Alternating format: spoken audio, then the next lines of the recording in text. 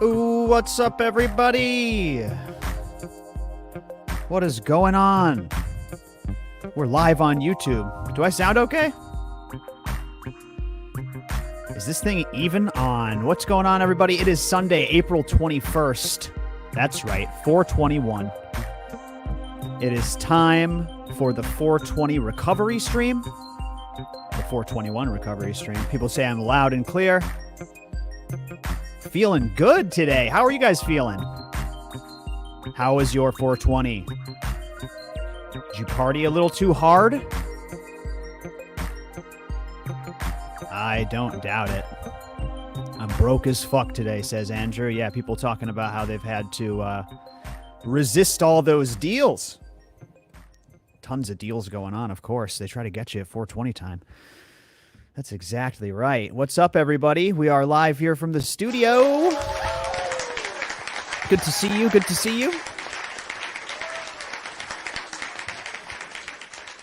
Now, if you're in membership, you know we've been doing these streams every single week for members. I am in the new studio. This is just a placeholder set. Season 6 of Growcast TV hasn't started yet, but I am getting it done as fast as I can between the move and the trip to the islands and then the Cultivator's Cup. The second that I landed, I've been hard at work, absolutely hard at work behind the scenes here. But I had to get live on YouTube for the 421 annual recovery stream. We're going to do this every single year. I like this idea.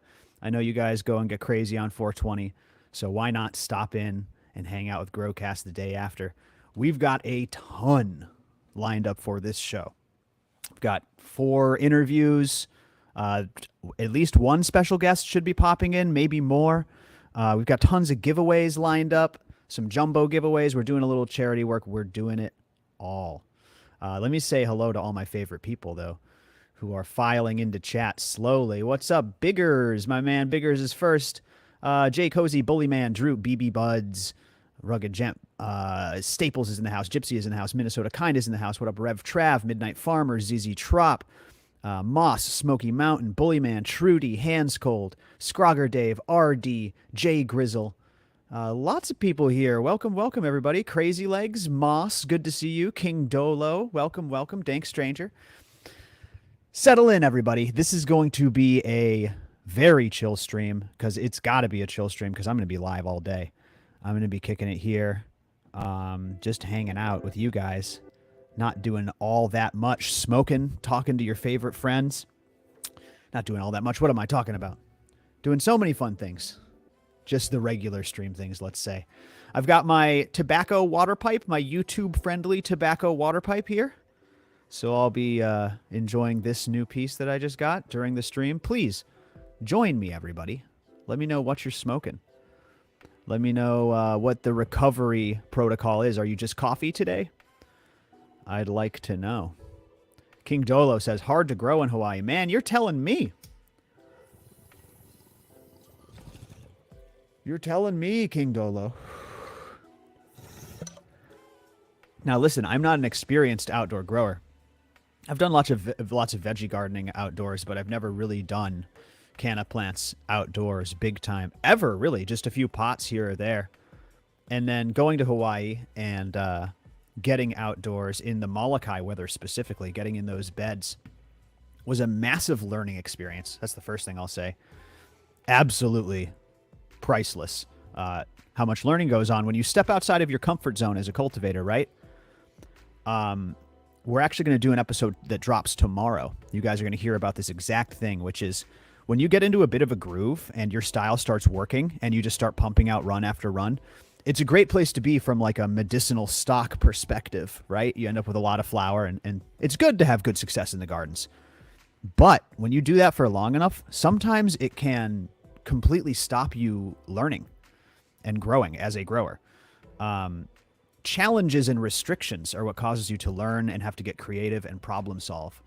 And so one of the things we talk about in tomorrow's episode is make sure that you're pushing your comfort zones with the style of growing that you do. You know, we in the episode we challenge people to try a different style. If you're a soil grower, try DWC. If you're a hydro grower, try an earth box. You learn so much from that sort of thing. So Hawaii was one of those examples where the heat, the wind, the pest pressure, the humidity, everything out there was just really wild, and we learned a lot. The run's still going. Molokai Kevin's taking care of the run. I have some new pictures of the Hawaii run that are just absolutely beautiful. So that's really cool to see, and I'm going to get back out there for harvest so I can see, what the phenos are like that people are going to be growing out there. We didn't try to come to Hawaii to take genetics off the island. It seems like a lot of people go out there to get their hands on some Hawaiian climatized genetics and essentially bring them back to the mainland and sell them, but we wanted to do the opposite. We wanted to bring new genetics to the island, find some that work, and give them out to the growers for free, man. Molokai needs it. It's a really interesting place. Let's see. People are saying they're smoking candy, pave, and Oreo. Is that pave or pave? I had just assumed pave because pave is like a verb. But I like that. Blue Powerade and dabs and we'll all be fine. Some electrolytes after yesterday, Midnight Farmer. Lots of coffee. I need a coffee, man. That's the thing. I've been going so hard on building the studio and doing the cup. I didn't even get a chance to get my coffee. I need some more purity. Oh, man. This is great. I'm going to be live like this all day, guys. I hope you're ready to chill and hang out. Our first guest is going to pop in about 20 minutes. So I'm just hanging out until then. We're going to do a giveaway here in a minute. I'm going to smoke. We got some things we want to talk about. We got a fundraiser today. We'll be helping out a Grow Me in the community. And yeah, it's going to be a fun one. See, the seed's still limited to USA. Hope Rhizo changes that soon. RD, make sure you go to the website and click SeedCo. And before you hit buy now and go to the Shopify page, scroll down. There's instructions on how you can order as an international customer. You just have to email Jay, and we have to manually process your order. Takes a little bit of extra time. It's not that big of a pain. But we absolutely will ship anywhere you are. So please make sure you go to the website and then click SeedCo. It kind of brings you to the menu page, not the Shopify shop. All that stuff is USA only. USA and Canada, I think. But if you go to the landing page, there's instructions on how to order internationally. Smoking one of the last jars of strawberry banana head stash. Oh, man, Dank Stranger, that sounds great. It was great seeing you, man. Great seeing you at the cup. The cup was just out of control, you guys. Out of control.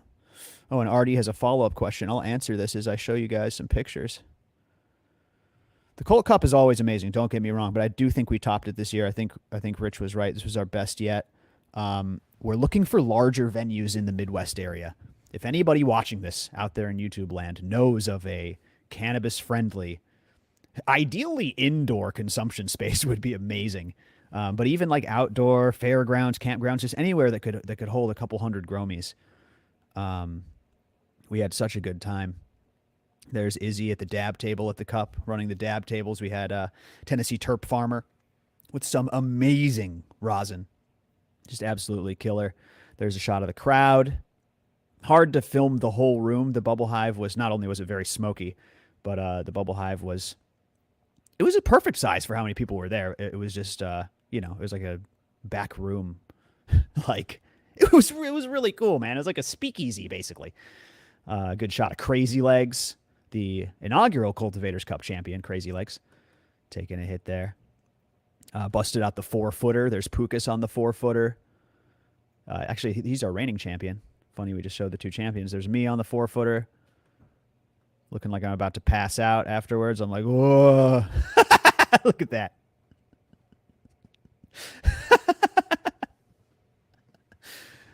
Clip that, yeah? Can that be profiles by the time I make it back in the member Discord? Look at that face. That face says it all, really. It was a really good time. And we had a lot of good GrowCast SeedCo strains handed to me. RD says, what is the must-have? From Rhizo Rich, man, honestly, this sounds like, Sounds like puffery, but you can't go wrong. I will say the ones that stand out the most to me. I have been handed so many good tectonic truffles by now. I think there might be some vaulted packs of truffle up. It is a sold out strain, so if you see a pack, grab it. But every tectonic truffle, which is a cross between truffle cake number 2, bred by in-house genetics, hunted by Rich, and then crossed to peach quake, Rich's cut, made tectonic truffle. Every single pheno I've seen has been absolutely like stunning and gorgeous. But more than that, or when I get to not just see them in the Discord, but get to smoke them in person. This is S Rogues. I mean, I got to take a high quality picture. This is just not going to do this bud justice. I saved one little bud because I had smoked all of the rest of it. But this is S Rogues tectonic truffle. And there is no green on here. There is no green. You can see all that white. That's all trichomes. And then it's just this like, I don't even want to say purple. It's almost black foliage. It's this deep, deep purple, straight up black foliage. And shout out to S Rogue. Just did a really good job on this particular tectonic truffle. Like, I'm kind of obsessed with this strain last night. I sent Rich a text the other day. I said, I think tectonic truffle is your best work. Like, it's just so consistently out of the park.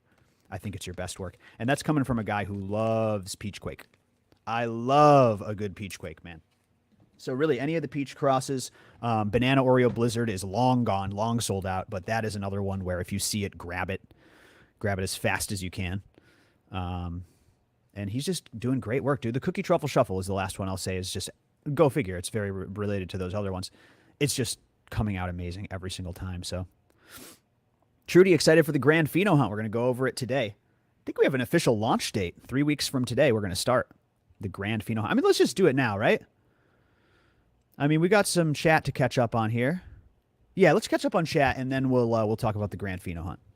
My man Mike is in the house. What up, Mike? Just saw you over at the 420 get-together. I actually had a relaxing 420, you guys. I didn't stream. Like I said, I didn't do a show. I worked on the studio all day, and then I went to TK's house, great member named TK, and kicked it with him. Saw Mike the pool guy, so that was good. This man, Mike, fixed a doinker joint. You know how... I got a little riff to go over here, guys, before we continue. You know how you go to these 420 events, you go to these parties. We're guilty of this at Cultivator's Cup. And you roll up a jumbo, novelty-sized joint, right? Like a huge doinker to end all doinkers. You put in like, I don't know, anywhere from 7 grams to like 28 grams, like a full ounce into a jumbo, comically sized joint.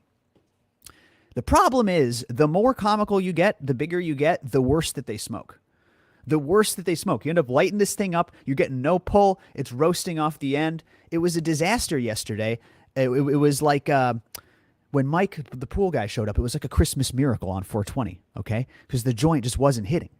And he worked his magic and got it going, rolled it out, and got it fired up. But you guys know what I'm talking about. You go to celebrate and you go for like a big jumbo joint, but the practicality gets lost at a certain point.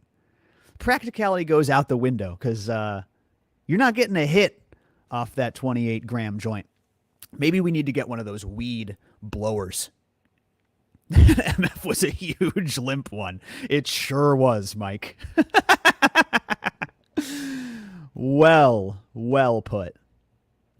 So shout out to TK, shout out to the whole Midwest chapter, all you Gromies in membership. I love being back in the Midwest chapter. I love all my chapters of membership. I was just living down in Oklahoma. We were out on the East Coast visiting. I was in SoCal again. I love all you guys, but I'm so happy to be back in the Midwest. So many talented growers in the Midwest chapter. Like, it's crazy. Really crazy how talented you guys are. Yeah, let me see what's going on in chat. ZZ Trop kind of wants to take a nap, but he needs to get some gardening work done. I know, right? The gardening never sleeps, you guys. Another thing we go over on tomorrow's episode, like, make sure you have an automated watering system so you can take a weekend off.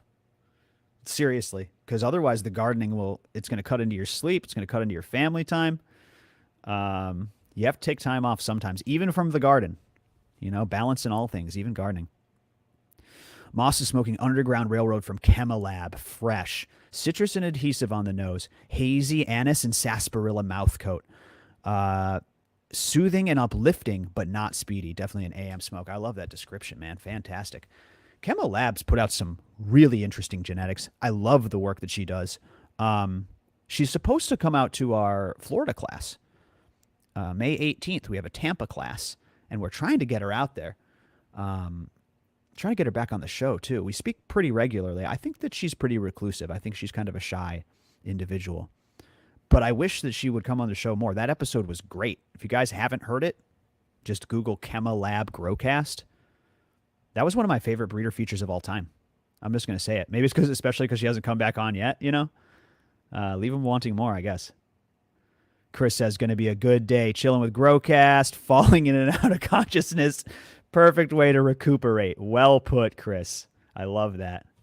Here, let me fire this up. People asking about tectonic truffle and how it tastes. Are you guys going to make me smoke that last nug right now and then just give you a... I mean, I would never do that out of my tobacco-only water pipe. But I could pretend, and I could give you guys a pretty good description. Shit, when I started growing, you'd go into a grow store and you'd talk about tomatoes. You'd be like, hey, I'm growing tomatoes. You didn't want to get kicked out by the owner for saying anything specific. I'm growing some tomatoes and like, I want the tomatoes to be like bigger and smellier and to burn better. I'm growing these like Afghan tomatoes. They're straight from Afghanistan.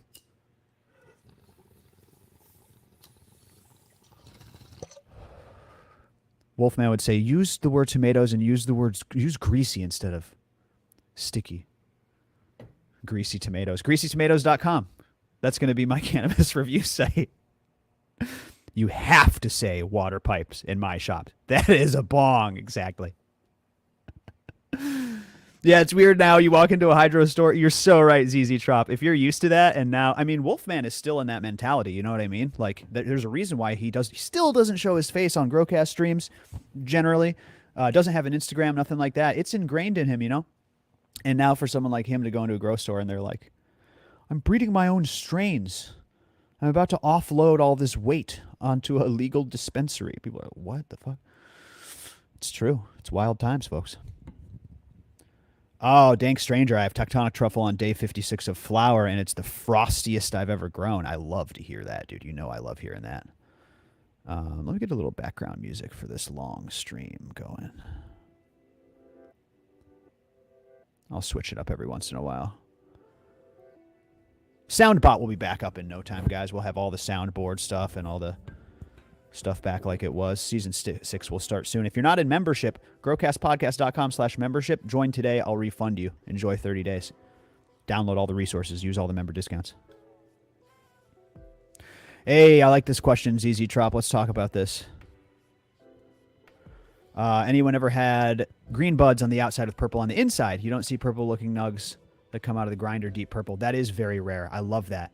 And it seems to me like there's two general categories for purple buds. The ones that purple, that show the purple, that express the purple, from the leaves in, which you'll notice the leaves going purple first and the green buds, and then kind of the anthocyanin like almost creeping or seeping in, or the buds out. Sometimes you see dark purple buds with only super green leaves. The latter is rarer, and what you just said is even more rare, where like the outside is green, and after you grind it up, it looks all purple. Yeah, that is probably the rarest. Yeah, that's a good point, man. Raspberry Ice Pie, Mosca's Raspberry Ice Pie, and all those crosses, they purple from the inside out, and I like that coloration. Guys, do me a favor. It just takes a second. Hit that like button. YouTube likes it. Hit like for purple buds. If you like purple, hit like. If you don't like purple, hit like too. Vote for green by hitting thumbs up. Vote for purple by hitting thumbs up. Rugged says, dude, that one from Chi-Town, Canachica, was the best yet. She rolled a jumbo joint that smoked really well. I just got your DM, Rugged. Go ahead and remind me later as well, because I just read that. I'll get you all those locations you're asking for. Okay, I just had to overwater my plants before going on vacation, says Thomas. Yeah, dude, we got an episode on this tomorrow. Listen, I am all about becoming obsessed with gardening. I encourage you guys to blow up your whole house. I encourage you guys to buy as many tents as you can possibly fit. Put a tent in the shower stall. You know I encourage that, but you have to be able to take time off, man. You have to be able to step away from your garden for a weekend. If you're anything like me, if you don't consciously order an auto watering system or develop some way to get away, you'll end up not having a vacation for 5 or 10 years, and that's not healthy. So you want to balance even the gardening time. Even if you're not using your auto, this is what I say in the episode, even if you're not auto watering primarily as you're watering, just have one in the house, so you can go and enjoy some free time with your sanity, you know? Yeah, Canachica was a great guest for sure. Oh, that was in reference to Kema. Yeah, absolutely. Oh, my man, Vanilla Rice is in the chat. That guy brought a lot of flower to the Cult Cup. My God. Such an impressive cultivator. Dank Stranger says his tectonic truffle smells like overripe mango that might have a couple spoiled ones in there as well. Fuck yeah, dude. That's coming from the peach quake side. Some of the peach stuff comes out real foul. Most of it's like nice, fresh, sliced peaches. Not fake peaches. Sometimes you get fake peaches. Most of the time you get like fresh, almost like the skin of a peach. You can smell the bitter, fuzzy, juicy peach rind. Most of the peach quake crosses come out with that peach note. But sometimes, man, there is a foul, rotting one that is just out of this world. Looks like we got our first guest will be hanging out with us. Producer Jay is here. What's up, Producer Jay? Hey, what's going on, Jordan? Hey, welcome, man. You're live on YouTube, brother. Yeah. How are you doing? Good, man. Just want to see how the recovery stream is going. Yeah, that's right, man. We're having fun. For those of you who aren't in membership, Producer Jay is in every live stream with us. He's always helping me out, helping me test my audio, keeping an eye on chat, writing down giveaway winners, all sorts of stuff. Hey, speaking of giveaways, let's take a pause here and do some important housekeeping, guys. And this is giveaway related, so don't pop off. You're gonna want to listen to this. We are doing a little charity something for this stream for one of our community members. I wanted to make it into a fun little raffle and giveaway. So if anybody watching this stream would like to contribute, I would be very, very grateful. Whatever you can spare. Our good friend Shante has a GoFundMe for her dog, Crushy. Now, you might remember Shante from when we visited Las Vegas and we did the Fleur stream. Well, here's how it's going to work, guys. growcastpodcast.com/doggo/DOGGO. That's right there in the bottom, actually, in the ticker. You can see it. You can see it. growcastpodcast.com/doggo. Anybody who donates $10 or more, you're entered to win a raffle. You're entered to win a Rooted Leaf starter pack, a pack of Growcast seeds, and a limited edition sticker. I just went ahead and donated $250 to kick it off. We really, really appreciate Shante. She's been going through some stuff. Now her poor little doggy has a tumor that needs removing. And so I just wanted to make this stream a little bit more fun and a little bit more charitable by saying if you do want to take a moment, any animal lovers, to head over to growcastpodcast.com/doggo. Make sure you send me the receipt so you can win your prize, okay? $10 or more, email it to contact@growcastpodcast.com or just anywhere you can DM it to me, IG, Discord. I'll definitely see it. And entered to win a big old prize. Largest donation will also win a prize for sure. I'm going to see who donated the most, and I'm going to hook them up. So huge shout out to Shante. She's been a friend of the show and a friend of the community for a long time. Fleur Cannabis, where she works, the largest indoor living soil cultivation facility in North America. It's right on the strip. It's like a 3 or 4 story building, and every floor is just living soil beds, living soil beds, living soil beds. It's crazy to see that style of cultivation at such a large scale indoors on the strip. It's like no other grow that I've been to. So yeah, I did just want to give a quick shout out and say if anybody is feeling generous, you're gonna get some goodies. Deadline to enter. Good question. let's see what we can get done by the end of the stream. I will definitely want to announce a winner tonight to whoever donated.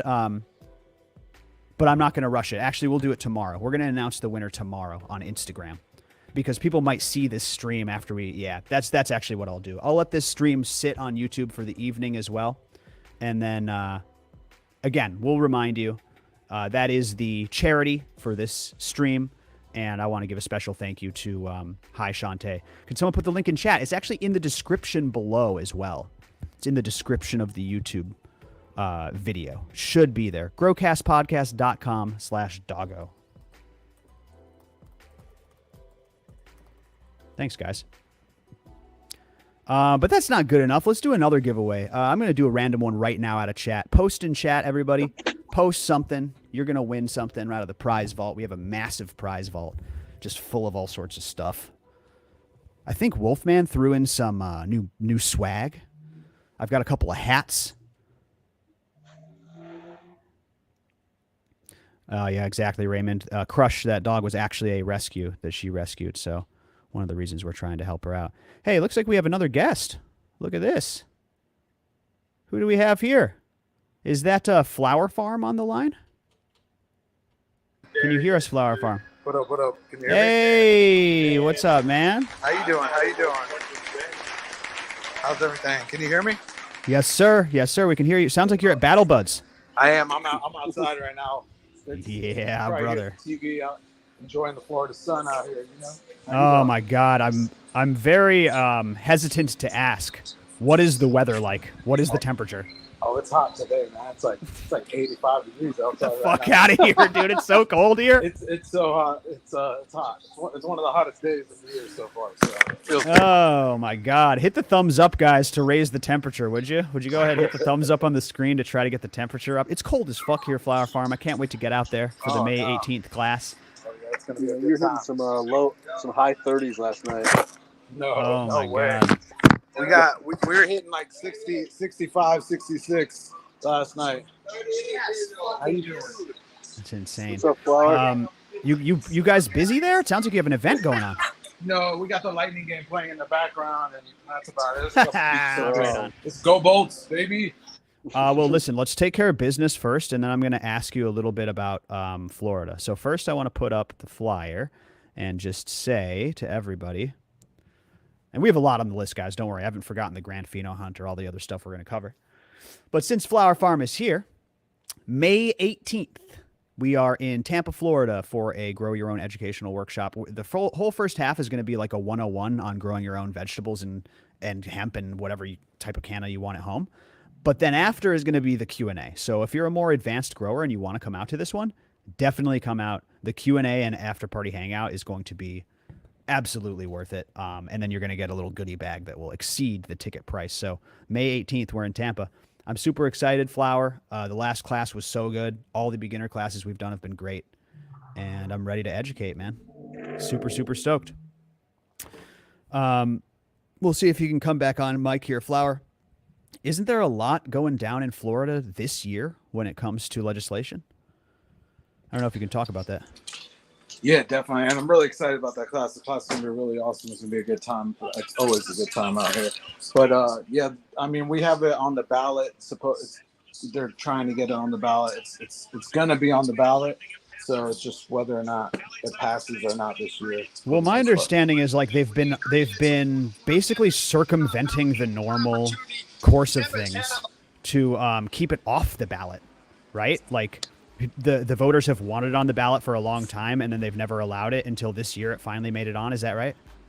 For the most part, yeah. When the medical was on the ballot, it passed like overwhelming. You know what I mean? So, but we're a single subject initiative type state. So every time they've put it on there, there've been like a word or two off, and they said it was misleading for the voters, so they never allowed it. But it's on there now, and it's backed by the big dogs and the MSOs. So it's probably going to pass. I don't know. Right now, the polling seems like we don't have enough support for it to pass, and they lost a lot of advocates because of the way they're trying to legalize.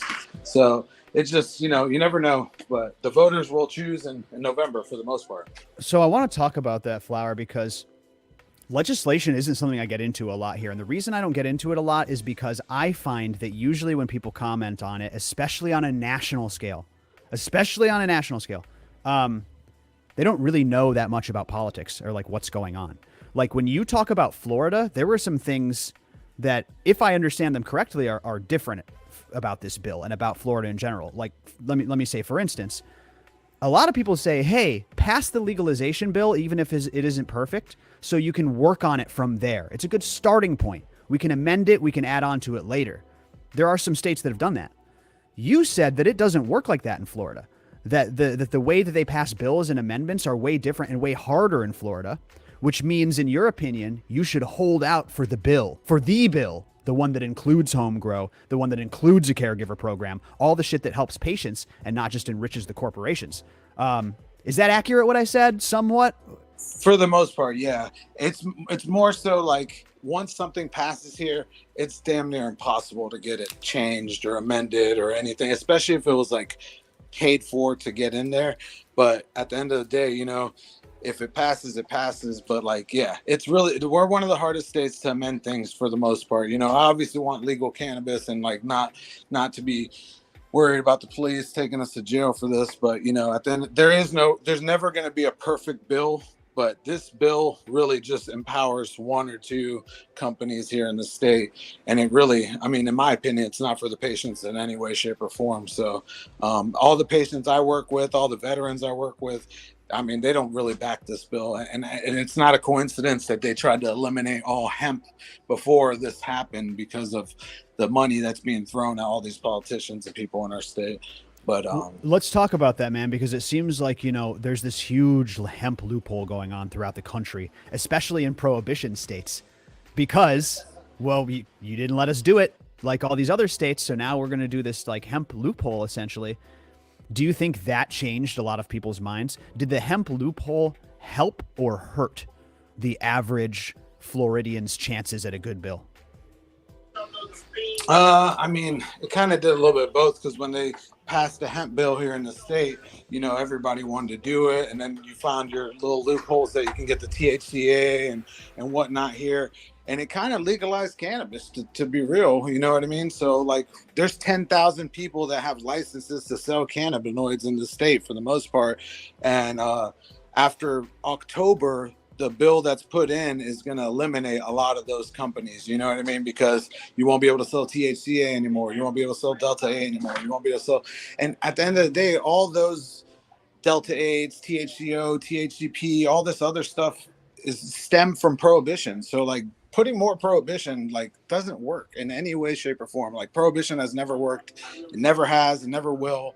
So it just doesn't make sense that they opened it up. Now they're taking it away because it took away from the MSOs, and now they're, you know, the MSOs are paying their way, and now they're trying to eliminate it and only allow you to purchase from the 24 licensed producers in the state. We have 22 million people and 140 million that visit the state. You think the 22 licensed producers in the state are going to be able to keep up with that?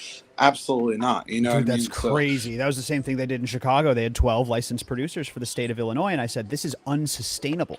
Exactly. You guys are falling short. But Trulieve owns 1 million plus square feet more than anyone of canopy to grow in, and they have pretty much double the amount of stores than anyone. They're in the hundreds.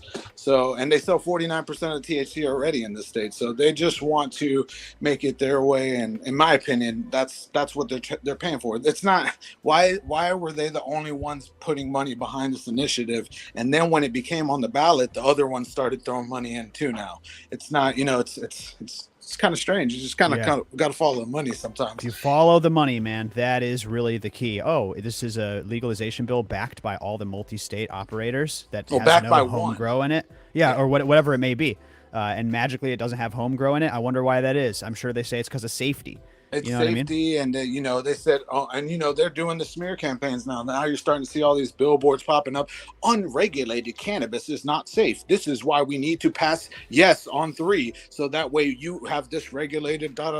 And I mean, Trulieve paid for their way to get all the complaints of their flower off of the Florida Department of Agriculture website. So like there was thousands and thousands. I mean, there's people that have this documented. Ganja leaks is a good one to go look. You've personally witnessed it, haven't you? Yeah, maybe sure. not with that particular, but you worked at some of these MSOs. And dude, Flower, I mean, you can imagine. I get messages like this all the time. For sure. I get messages like this all the time. Like, dude, hey, man, you won't believe what they're spraying on my flowers. Dude, you won't believe how they let moldy get through this or that. It's crazy. I'm not trying to knock the MSOs and whatnot. I'm just saying, like, at the end of the day, if you're for the patients, supposed to be for the patients, we should be able to grow our own, and we should not be forced to buy from 24 companies. That's not legalization. The whole point of legalizing cannabis is to end prohibition and stop going to jail and taking people to jail for this shit. So if I can only, you as an adult 21 and up, we'll be able to we'll have 3 ounces, but if it's not in a bag from a licensed producer, you're going to jail. And they do it right now in this state, like with medical. Like I had an officer in Pasco County tell me my fancy card doesn't work in his county. So at the end of the day, it doesn't even fucking matter. Police are going to do what they want, but it shouldn't be like, hey man, you can only buy weed from 24 companies in a state with 22 million people and 145 million visitors a year. You know what I mean? That doesn't make sense, dude. That's fucking can't crazy. Grow it in the ground. God forbid you just grow it in the ground where it grows just basically for free. Yeah, that's more prohibition. And like, I'm all about ending prohibition. And I don't know if anybody that follows me under, like, that's all I care about is ending prohibition. You shouldn't have to go to jail for this plant at the end of the day. And that's the biggest problem. Listen, I'm glad there's people fighting for these legislative rights, but I could never do it. We have, just like you have your mission, we have our mission. It's very, very clear. It's about getting people growing. It's not about changing the laws. If I had more talent in that department, it would be. But this is a fight we're not going to fight, and we just root from the outside, hoping that more and more states come online. Obviously, voting when it's our state, but it just seems like such a quagmire, the legislation and all the bureaucracy and all that bullcrap. So we focus on the grower side for that reason, man. Now I want to talk about this though, because chat is going off, and I do want to clear this up. THCA is what grows on the plant. That is just cannabis, cannabis that gets you high. I wouldn't call it a precursor, implying that it transmutes into something else on its own. It's just the living form growing on the plant. The A stands for acid, and once you heat that plant, the heat knocks that acid off. And that is what makes it bioavailable. That's the decarboxylation. You know how if you just eat normal flower, like if you eat buds, you won't get high. Most people won't, because it hasn't been decarbed. That's why when you make edibles, you put it in the oven first, right? It's to knock that acid off. So with the THCA loophole, it goes a little something like this. Well, the laws are only written about THC, Delta 9, the stuff that it turns into after you've heated it. The laws don't say THCA, which is a very chemically different thing. It hasn't been heated yet. It's not even psychoactive yet. So people are just operating under that assumption. There is no court case that differentiates the two, but everybody's just kind of assuming, hemp is legal. It's under 0.3% THC, but there are no laws written around THCA. So essentially people are just operating off of this loophole, and you got to trust that, like Flower said, the cop just doesn't go, fuck it. I don't care about those words. I'm bringing you to jail. So it's this really strange thing. And this is what happens when you don't just free the plant. When you don't just let people grow. I mean, there really should be no plant count. You know what I mean? There's no plant counts for my tomatoes. It should be treated no differently than tomatoes or sunflowers. I honestly believe that. And if you don't do that, maybe age restrictions on consumptions, that's a difference between tomatoes and sunflowers. But other than that, maybe there should be very little. There should be very little, dude. And a crazy cap, Yeah, 99 plants, 999 plants. I don't 500 know. Plants, something that like nobody's gonna like 500 plants, Until you do it like that, all this shit's gonna happen. There's so much inherent value in this plant, and the fact is that it grows basically for free from a seed. They don't want you to fucking know that. They don't want you to do that. They want to control the plant and put a barrier in between you and the valuable plant so that they can tax you every step of the way and create all sorts of jobs and all this stuff, which is fine. That's gonna happen for all the people that's gonna happen anyways for all the people who don't grow, but let the people who want to grow, because it's basically free, right? Ryan asking, when you eat it, doesn't your liver change it into a different molecule anyways? No longer THC that affects you after you metabolize it. Technically, it's not even THC in my system, man. I have heard that depending on your stomach enzymes, and also I've had some people speculate depending on what you've eaten that day, that if you eat raw buds, you can get high. But most people, when they eat raw buds, do not get high. That's my understanding.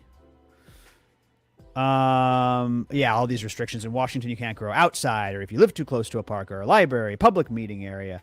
So you can't basically grow outside anywhere unless you're in the boonies. I mean, listen, you should be able to grow this plant like any other one, man. Knock it off, you acid. That was from yesterday, Rugged, or day before yesterday, I mean. Yeah, that's right. Exactly, Ryan. Good stuff, guys. Hey, I saw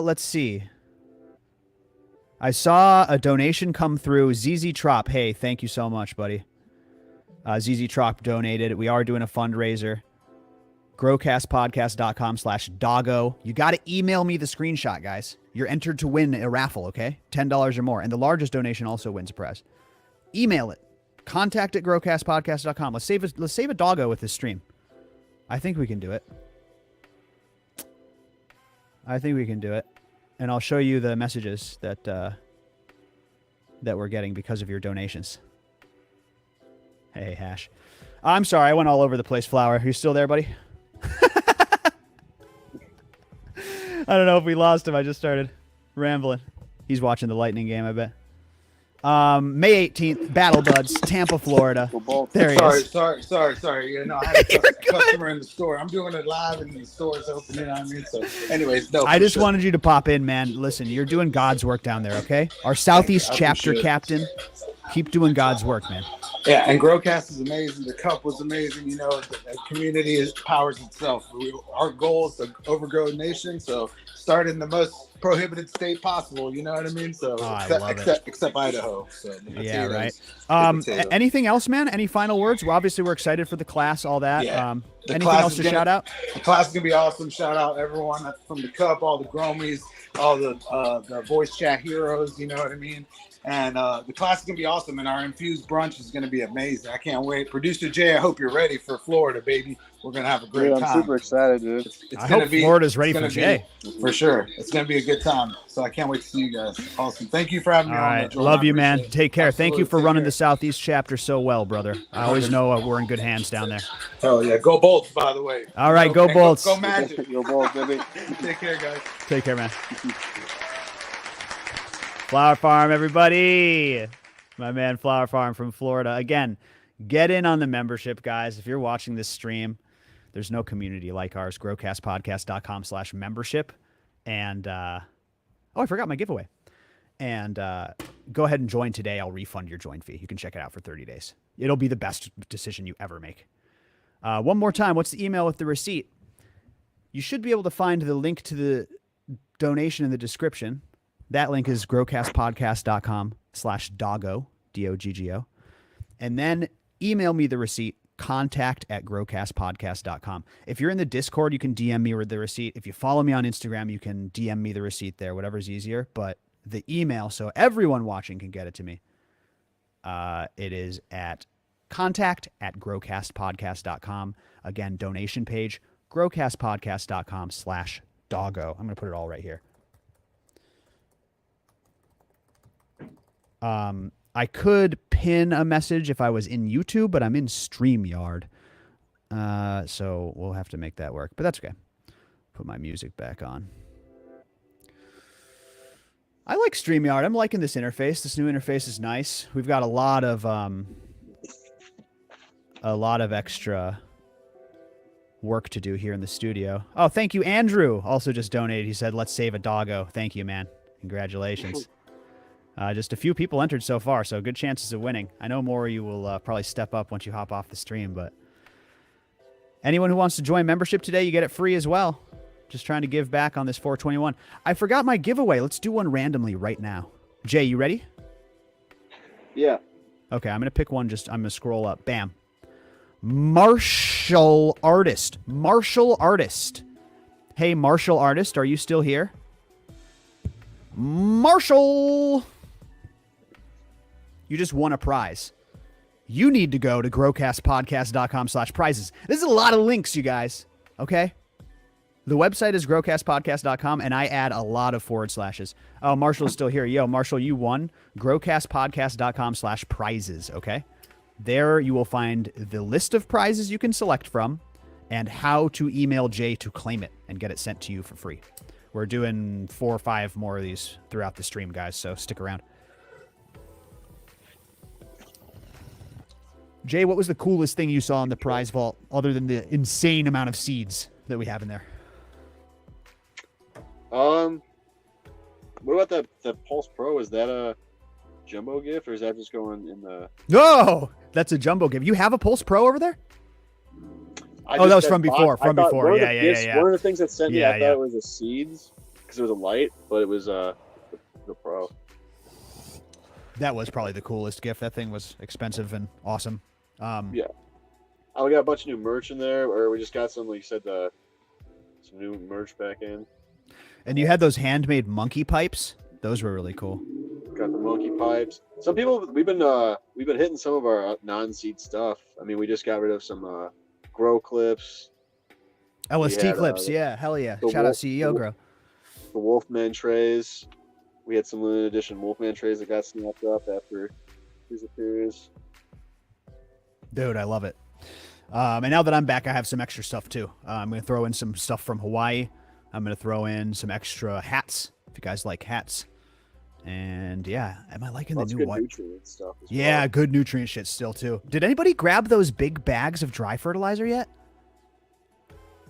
Which one? I think those are gone by now. Yeah, no, yeah. That someone grabbed that bag. There were some good nutrients in there, and there still are. Yeah. Biggers, thanks for asking, man. Yeah, I love this thing. I love this little thing, man. Those CEO Grow tent solo cup holders are the shit. Abso-goddamn-lutely they are, man. I use those to put some solo cups of chives in my tent. And it's free real estate, because once you're in flower, there's a ton of open space underneath your canopy. And these little solo cup holders clip to your tent poles. So you put one on each one. You got 4 corners, but the grow light that you're using is really strong, you guys. I grew these chives under the canopy in the shade. I probably could have done a higher like light saturation plant above the canopy. I grew the chives in the canopy under the shade. They were bursting. They were busting. I would hit them with the cannabis nutrients when I was done watering. So fucking good. They absolutely took off. CEO Grow.xyz code GrowCast. Those are really cool. Just grab one though. I mean, it's only a few bucks worth it. Blitzen got the monkey pipes. I remember Monkey sent us those. Shout out Monkey Do. Yeah, good shit, man. I can't get high in this state. I was just saying, we got drunk. to bump up our miscellaneous. Yeah. A little bit. All right, I'm there. I got you. People are snagging me. Yeah, we'll get some merch and swag and rolling trays and we stuff. We still got tons of stuff, but I mean. Chris, thank you, man. He says, big thanks to Jordan and this podcast for getting me back into growing. I took a 15-year break, stumbled across Growcast, and dug my equipment out. Been at it 3 years straight since then. Chris, thank you so much, dude. You should email me so I can give you a special prize. I'd like to give you some extended free membership access for that story. But I just appreciate you, dude. That's really, really cool. I love to hear that. It's literally my goal and why I do this, you know? The types of messages that we get is what keeps me going. Yeah. Hey, I'm sorry, Jay. Shout out to my man Boz. Just put in a fat donation. Holy shit, Boz. Thank you, dude. That is so sweet, you guys. Oh my God. Thank you, Boz. That is a fat dono right there, man. Sorry about that. I just didn't mean to interrupt you, Jay. That just shocked me. Oh, you're good. I was just echoing your sentiments. It's like that's why you set up Growcast. You know, like that's the main goal is to get people like that in the community and growing again and back in the passion for it. Yeah, Jay, you've seen like I did other podcasts. There was other there was other places I could have gone. You know what I mean? Shit, you saw when I was crushing poker, and I almost just decided to do that. Jay's my poker buddy, Very and like, close. yeah, and I was Very taking that serious. very serious for a minute. Yeah, and Jay, aren't you so glad I didn't?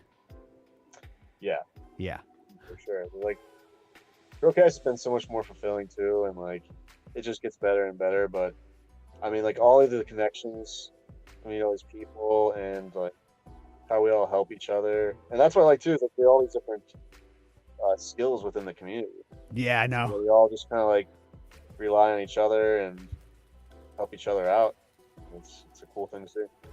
Dude, you're absolutely right. If you have anything wrong, like, if there's something wrong in your house or whatever, and you get in voice chat, it's like we could take apart a laptop and put it back together in voice chat. We could fix any. I've seen cars be fixed. My car, I was like, voice chat, help, and there's like 4 guys in there. Shane's like, I've been doing this for years, and it's this, and he's like, dead right. Oh, I just love it. Port does like construction, right? Oh yeah, I was tons thinking of that stuff, dude. that's what I was actually thinking the other day. I was like, we could make our own little Growcast community with the skills we Everybody's got. pushing. Yeah, see, everybody's pushing me. It's going full blown cult. Everybody's like, we need a Oh, no. commune. All I'm this not stuff. saying that. I'm saying Listen, theoretically. you're not saying it, but other people have. And I just say, hey, listen, I appreciate it. I appreciate the zealotry. But yeah, we've got a good plan, dude. We've got a good plan, a nice little Discord. Maybe a studio one, maybe a physical location one day. Probably never a Mine was commune. just I a mean, listen, stoner imagination. I'll never say never. You know, I'm not going to say never. Or But like just a community garden, that'd be cool. Not like a full blown like county, but Jay, it would be good to have a physical location, right? It would be good if we had a place to host our own events. yeah. Maybe a place where we could get a license and grow, like commercial license. We gotta find you like some cheap lot that we can use the skills of the community and like develop a cheap lot of land. Regenerate the land, dude. That would be awesome. That'd be cool. And What like up, a my project man that would Brian? take time over like working on. Hey, shout out Jackson. I appreciate you, man. You know, I talk about in the community specifically when I talk about like shit I'm doing and my inspirations or behind the scenes stuff. I'll talk about my dad, Pops River, who is like by far the biggest influence on me in life and business and stuff. But back in 2017, when I was living in Portland and I was putting in more online poker time than ever before, I got into poker because of my dad. He would he wasn't a huge player, but he would watch poker all the time. He loved watching poker during the golden age, right?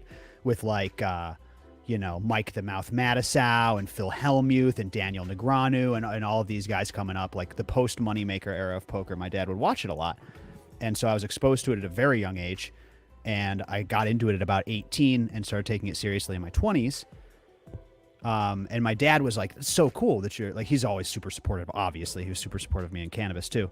But he did stop me and say, I love what you're doing with poker, but the one thing that worries me is that career doesn't provide value to other people and that you're going to end up, being a little unfulfilled because it doesn't really help. The competition is good and the intellectual stimulation is good, but it doesn't provide value to other people. And that's the one thing I worry about. And I always thought about that shit. And Growcast is the opposite. Growcast was the opposite. At the time, it was making me no money and poker was paying the bills.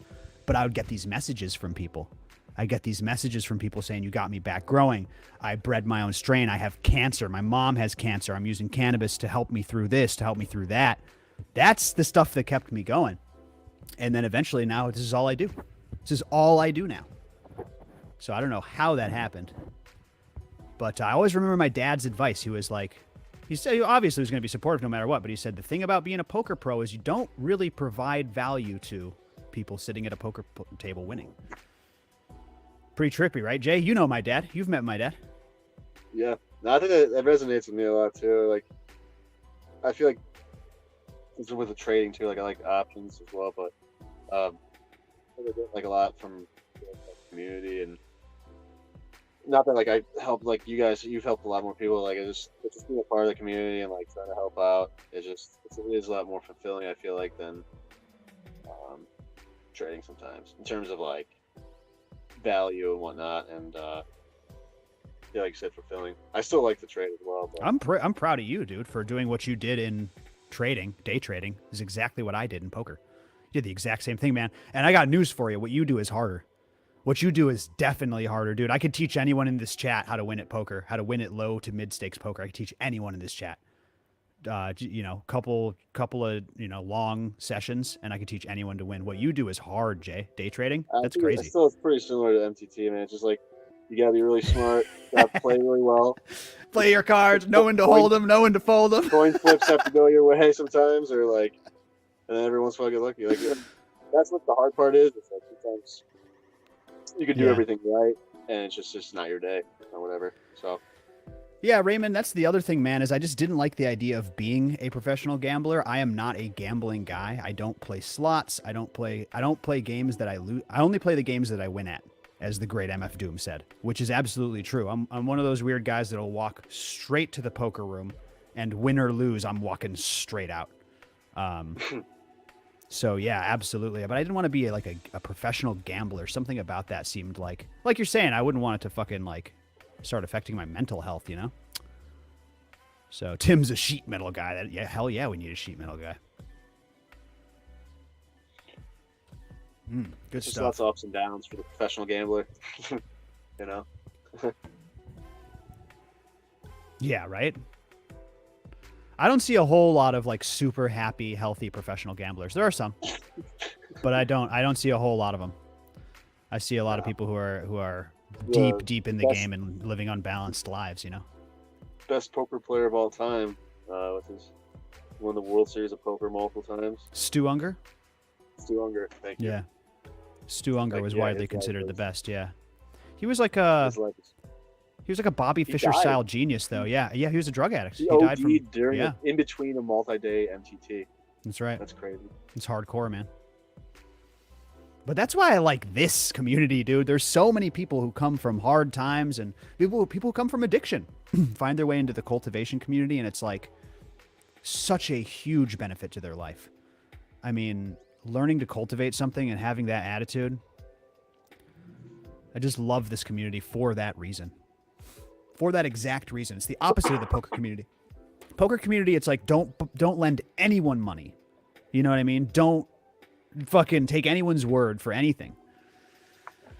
So this is the opposite of that, man. Hey, Greg donated. Greg, you are in the giveaway. Thank you, Greg. growcastpodcast.com/doggo, guys. Give a $10 or more donation and send me a screenshot, okay? The email is contact@growcastpodcast.com. If you need those links again, just ask in chat. I'll keep saying them all night. We'll see if we can save this doggo with one stream. That would fucking... Just wait till I read these messages. I'm saving these messages for for a little reveal. Hey, Dad Bod Botanicals. We also just got your donation. Thanks, man. Thank you so much. I appreciate you, Dad Bod. Look at that. Look at that. Crush is a good boy. He deserves some help. Marybeth will be joining us soon, guys. Marybeth Sanchez is going to join us. Terp Fiend is going to join us today. And Nick from Rooted Leaf. So this is a fucking dope stream. This is a dope stream. Just like that, Marybeth pops in. That's wild. That is wild. Speak of the devil. You speak of the devil herself. The what? What up, the Marybeth? what? I just said Marybeth will be joining us soon. Boop! I hear you jump in the chat. I just was listening to the show, and I'm so spacing out, and really enjoying the show. Oh, thank you. Oh shit! It's 12 o'clock. Yeah, I mean it's a little bit different, Hi. right? I'm trying to just relax. We're going to be live for 4 hours. We just blew through an hour. I mean, I might even go later. And Marybeth now joins us. How are you doing, dear? I appreciate you so much. Oh, well, the feeling is certainly mutual. It's absolutely a mutual admiration society in this club, Oh. isn't it? I was just, getting off on everybody's really cool here and going, yeah, we all should just like be closer. It's hard to not want to be together. Marybeth is in on the commune. You're telling me Marybeth is like, all right. I mean, you already live on this beautiful piece of land. You've already regenerated your land. Yeah. I'm so lucky. I live out in the I will middle of also- nowhere. I don't have an overwhelming population. I don't No, have that's to beautiful. deal with the problems that so many other people do. And I'm like, God, I get to have a chill life all the time. I wish that everyone could have a chill life all the time. Well, I love what you've built. We love to peek in and live vicariously through you, Periodically. I'm serious. Well, it's a work in progress all the time. It cracks me up when I go back and I look at photographs from, really wasn't more than like 5 years ago or things.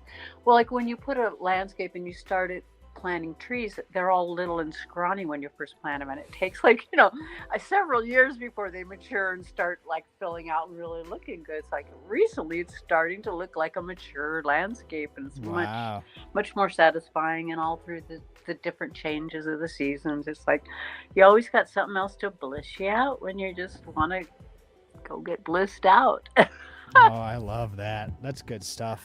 Well, I'm glad to hear that you're doing well. Yeah, we're just chilling today. It's the recovery stream. Did you have a crazy 420 or did you keep it kind of chill? Oh, I like to overindulge if I can. So naturally, Yeah. I did enjoy myself a bit. I'm really excited about the seedlings that I have to plant because they're looking really good and healthy, and like they want to go now. They're like, okay, cool. I'm going to get these outside pots ready, so we've been working on all that space. To April get it 21st. so I just they looked can at the date. Go outside. Well, around here, everything is about a month later than people that are like at sea level. It's because our season starts later. So it's like, okay, the temperatures are being pretty mellow. And on cold nights, I can put upside down pots over the top of them to keep frost off and things like that. Mm-hmm. So I just have to keep my eye on the weather. I'm obsessed with the weather. Yeah. Hell yeah, you are. But I'm so excited because they're literally outgrowing their little space under the lights and stuff, and they're looking pretty. A lot of them are promising. The sickly ones have already left me, and the rest of them are just looking fabulous. So I'm really excited about what may be potentially next year's harvest, or this year's harvest, the next upcoming harvest. What we got plenty to get into, but I gotta ask, what are you most excited for? You got a bunch of Rhizo Rich stuff, right? Oh, I did. I got some of those rhino flapjacks are looking mighty good. Mm-hmm. I got Oreo cheesecake was looking pretty, super vigorous. You're gonna like that one. You'd be surprised at some of the MBSs though. They're looking pretty vigorous. Yeah, you're too. bastards. So yeah, we're gonna just put them around here and there. And when I'm getting that fabulous rooted leaf product, I want to do side by side with the rooted leaf and some other stuff, because hopefully I want to see, if there's a really obvious differences, because I really am interested in that line. It's a really so much going for it. I like it. I know I'm you and excited Nick. About that. You and Nick in the Discord is a scary combination. It's like an intuitive nature witch and like a mad scientist working together. You know what I mean? Yeah, he's fabulous. You two vibe so well in the chat, and I do want to say Nick is one of those guys where we don't have a lot of sponsors. On Growcast. In case you've noticed, we don't have a lot of sponsors. And the reason that is because when people go to sponsor me, you know what I say to them? I've said this on the show before. I'll always say it. No other content creators say this. I say, okay, here's what it costs. And more importantly, here's the terms. I'm allowed to say anything I want about your product. I'm allowed to say anything I want about other people's products. I'm allowed to work with other people in your same group.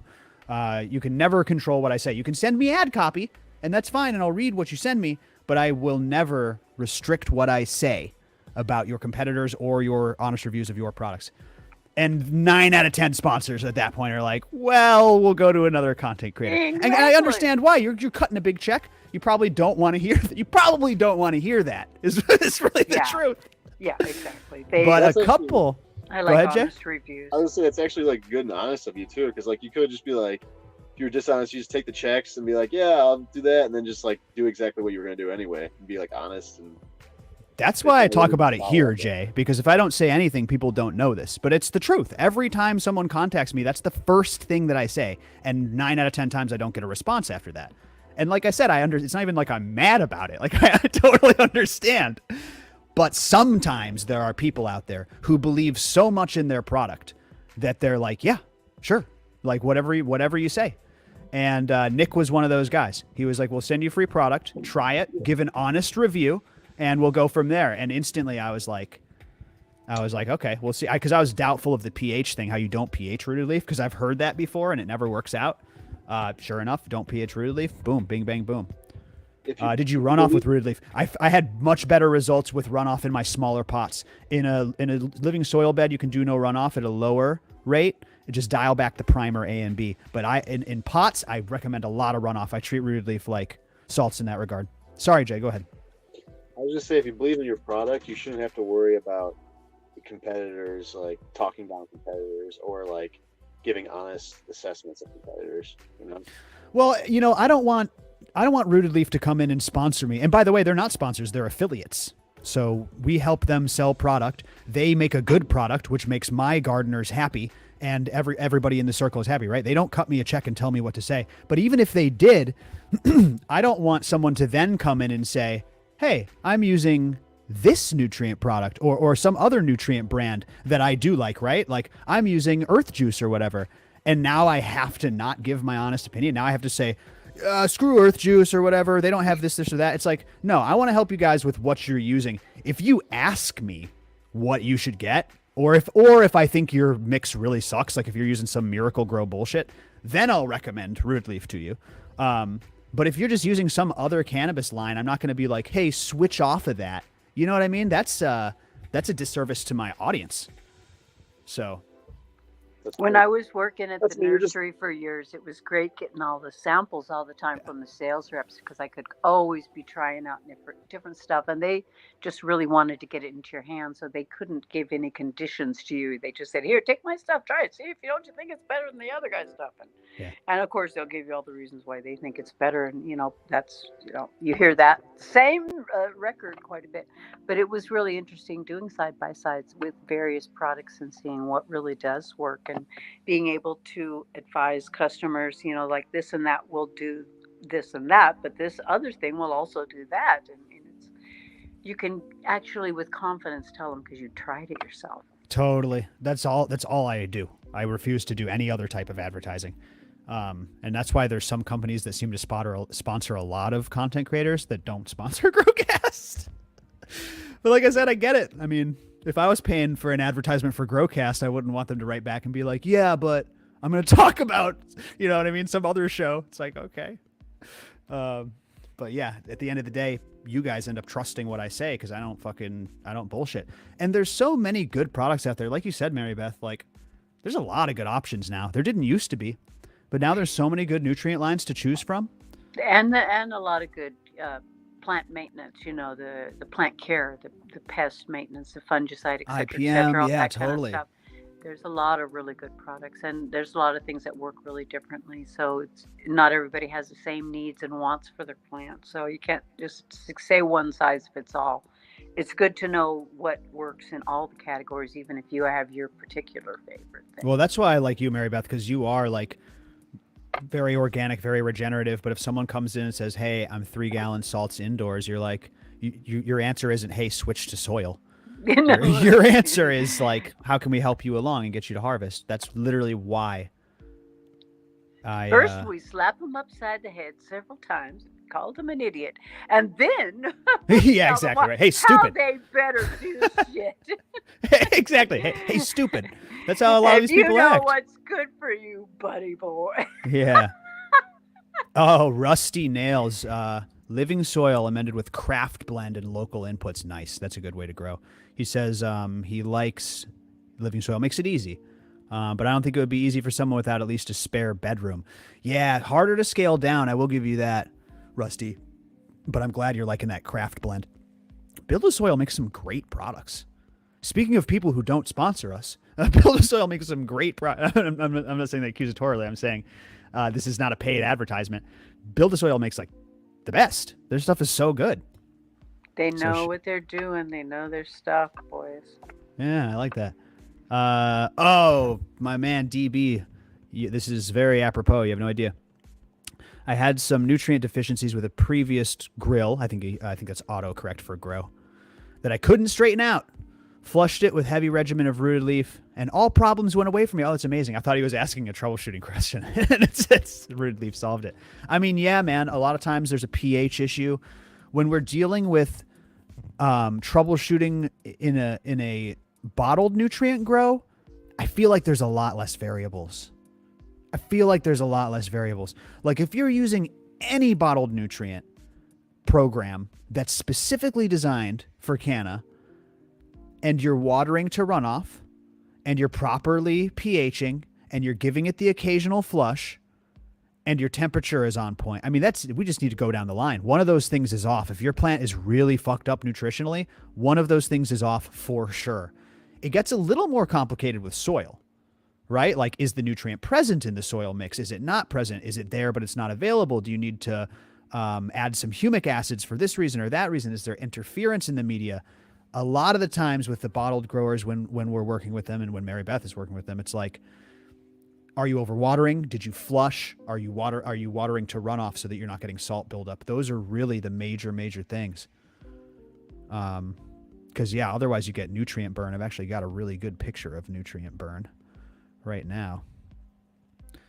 And you tell me, Marybeth, if this is nutrient burn. So this is how it works in our membership. There's a plant problems channel. Marybeth does amazing work in there all day, every day. And I've slowly been learning. I can pick out a deficiency or two now, thanks to watching Marybeth. But someone posted this picture and they said, I think I burned my plants.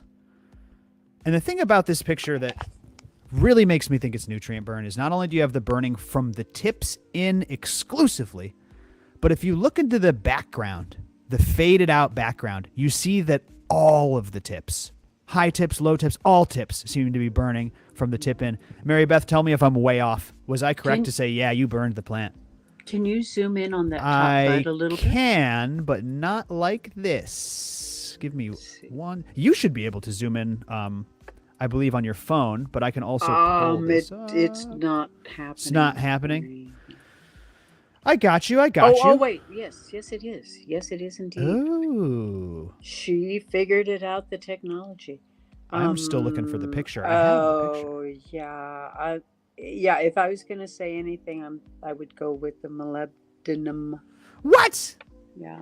You think this is a molybdenum deficiency? See, that's why we have Marybeth, because I say, hey, it's nutrient burn. Well, no, that's actually not the first thing I said. The first thing I said was, are you watering with bottled nutrients? Is it possible that you burned this thing? Mm-hmm. And in fact, recently he said, I've actually been flushing, which made me think, maybe it isn't nutrient burn. But I assumed he wasn't getting runoff. So what makes you think this is a molybdenum deficiency? I'm going to pull up a second more zoomable picture. The serrated tips specifically, more than anything, around the margins of quite a few of the leaves are just those serrated tips, the way that they're scorched. I'm going to zoom in on this. And Give me 1 second. As it progresses, it gets quite a bit worse on those ones that are like totally scorched out. But the tip scorching. Oh, you're right. Look at that. And the tip scorching and the serrated edge scorching, where it's just right on the knife serrations. So tell me this: if we were getting all the leaves that looked more like this, right, where it's like solid. Too much nitrogen. You're looking down here at the less progressed leaves and say, hey, look, that's not just from the tips in. Look at that eye she has, you guys. What the hell? That is wild. That's where I'm thinking it started off, with those symptoms and it got worse. Look, there's purpling. I didn't even notice the purpling. Really? So with the molybdenum deficiency, you look, and you just taught me this, Marybeth. I knew this. You look to the serration tips. Yeah. And if they're specifically scorched out, but then what also accompanies it? It's supposed to be accompanied by purpling. Well, so, to some degree, and like you are seeing that to some degree, and, everything will be to some degree, and no, that's different crazy on every plant, because depending on the other minerals and what state of lack or dislack or whatever, because they all affect your chlorophyll, and so that's going to have. Wow. See, this is why we have Marybeth running the Plant Problems channel. I'm just learning live on air. Yeah. Yeah. See that right there? That looks like classic nutrient burn. But if you look, the serrated edges, look, boom, boom, coming in right there. That's not just tip burn. That's attacking the serrated edges. And with that purpling combined, you're thinking this is molybdenum. Wow, I love it. So do you just like, when you see a picture, do you go down a checklist, or do you just know? Well, kind you just of, know. because well, I've been spending years studying the purpling. charts and the different photos and the different things and the different descriptions, and I got a soil book and all that kind of stuff. So the more that you just kind of try to go deep into it, it just comes to you more. It's like anything that you learned. Like how can a penguin distinguish its mother from another? I mean, come on, you gotta have a certain kind of. You'd be looking for a while. Let me say this, Marybeth. We are going to work on this nutrient deficiency guide that we teased. I want to make. We're taking our time with this, but when we drop it, I want to make it the best resource for diagnosing nutrient deficiencies. We've talked about this. Do you think we need, for each section, don't what's it called? Don't confuse it with this. Oh, it can not to be confused with. Yeah. Could easily be confused for this or that, especially if like we said, the balancing of the other nutrients could be a lack of this or too much of that that is causing this imbalance. It's not necessarily that it isn't present.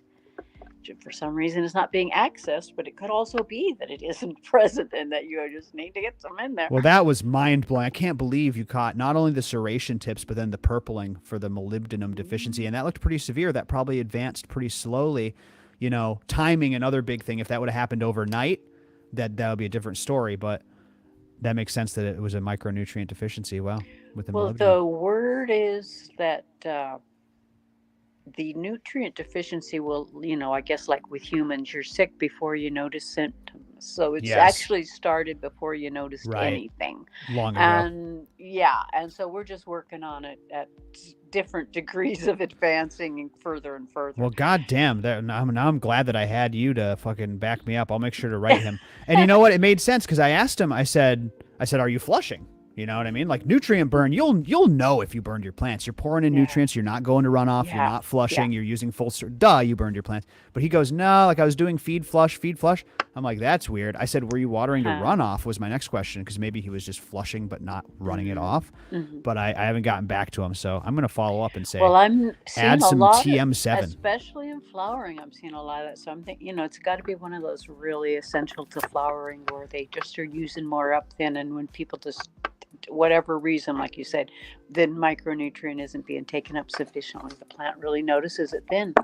We'll have to ask Nick, our final guest of the stream. Nick, tell us the answer. Yeah, Farmer John joins us right now, though. What's up? Farmer John just has a few minutes. He's going to pop in with the panel. What's up, John? Hey, everyone. Hey, my big man. Farmer John. Hallelujah.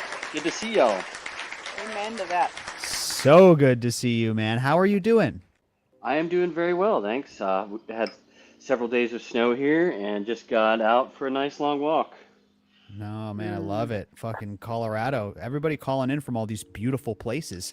Tell you what, spring is just springing in Hayfork. I bet it looks gorgeous in Colorado the same way right now. Yep, the snow melted this morning and there's not a cloud in the sky. Oh, man. Sweet. It's good to hear your voice, man. Listen, I had the honor during my travels to sample some of a couple of your different strains, and I just got to give it up to you. I'm always crowing about your quality, dude. People must get so sick of it. Kind. You're so Guys, kind. follow at FarmerJohn13. That's farmer with a PH. At PH Farmer John 13. Is that the main account? What's your main account? Yep. Farmer's Phenos? Yeah, that's my main account, Farmer John 13. Yep, you got it. And Farmer's Phenos is the cut page. Yeah, absolutely, man. So listen. What's going on, John? I got to sample some of your flower, and it was just mind-blowing. The purple milk? Holy crap. That's a real crazy heater that I can't wait to get in more people's hands, to be honest with you. I'm a huge fan of that one. Horchata times grape gas by Compound. It was so creamy, and the mouthfeel that it left that's one that you have to add to your rotation. You've got some really, really good cultivars to choose from right now. Thank you. Is there anything And that you want to? purple milk is getting added very shortly. Dude, I don't blame you. Now your peach maraschino, I knew that's the best peach maraschino pheno I've ever had. It is also the most unique. It doesn't taste like peaches or cherries, but it is very gassy, very gassy. Oh yeah, someone around here just washed it too.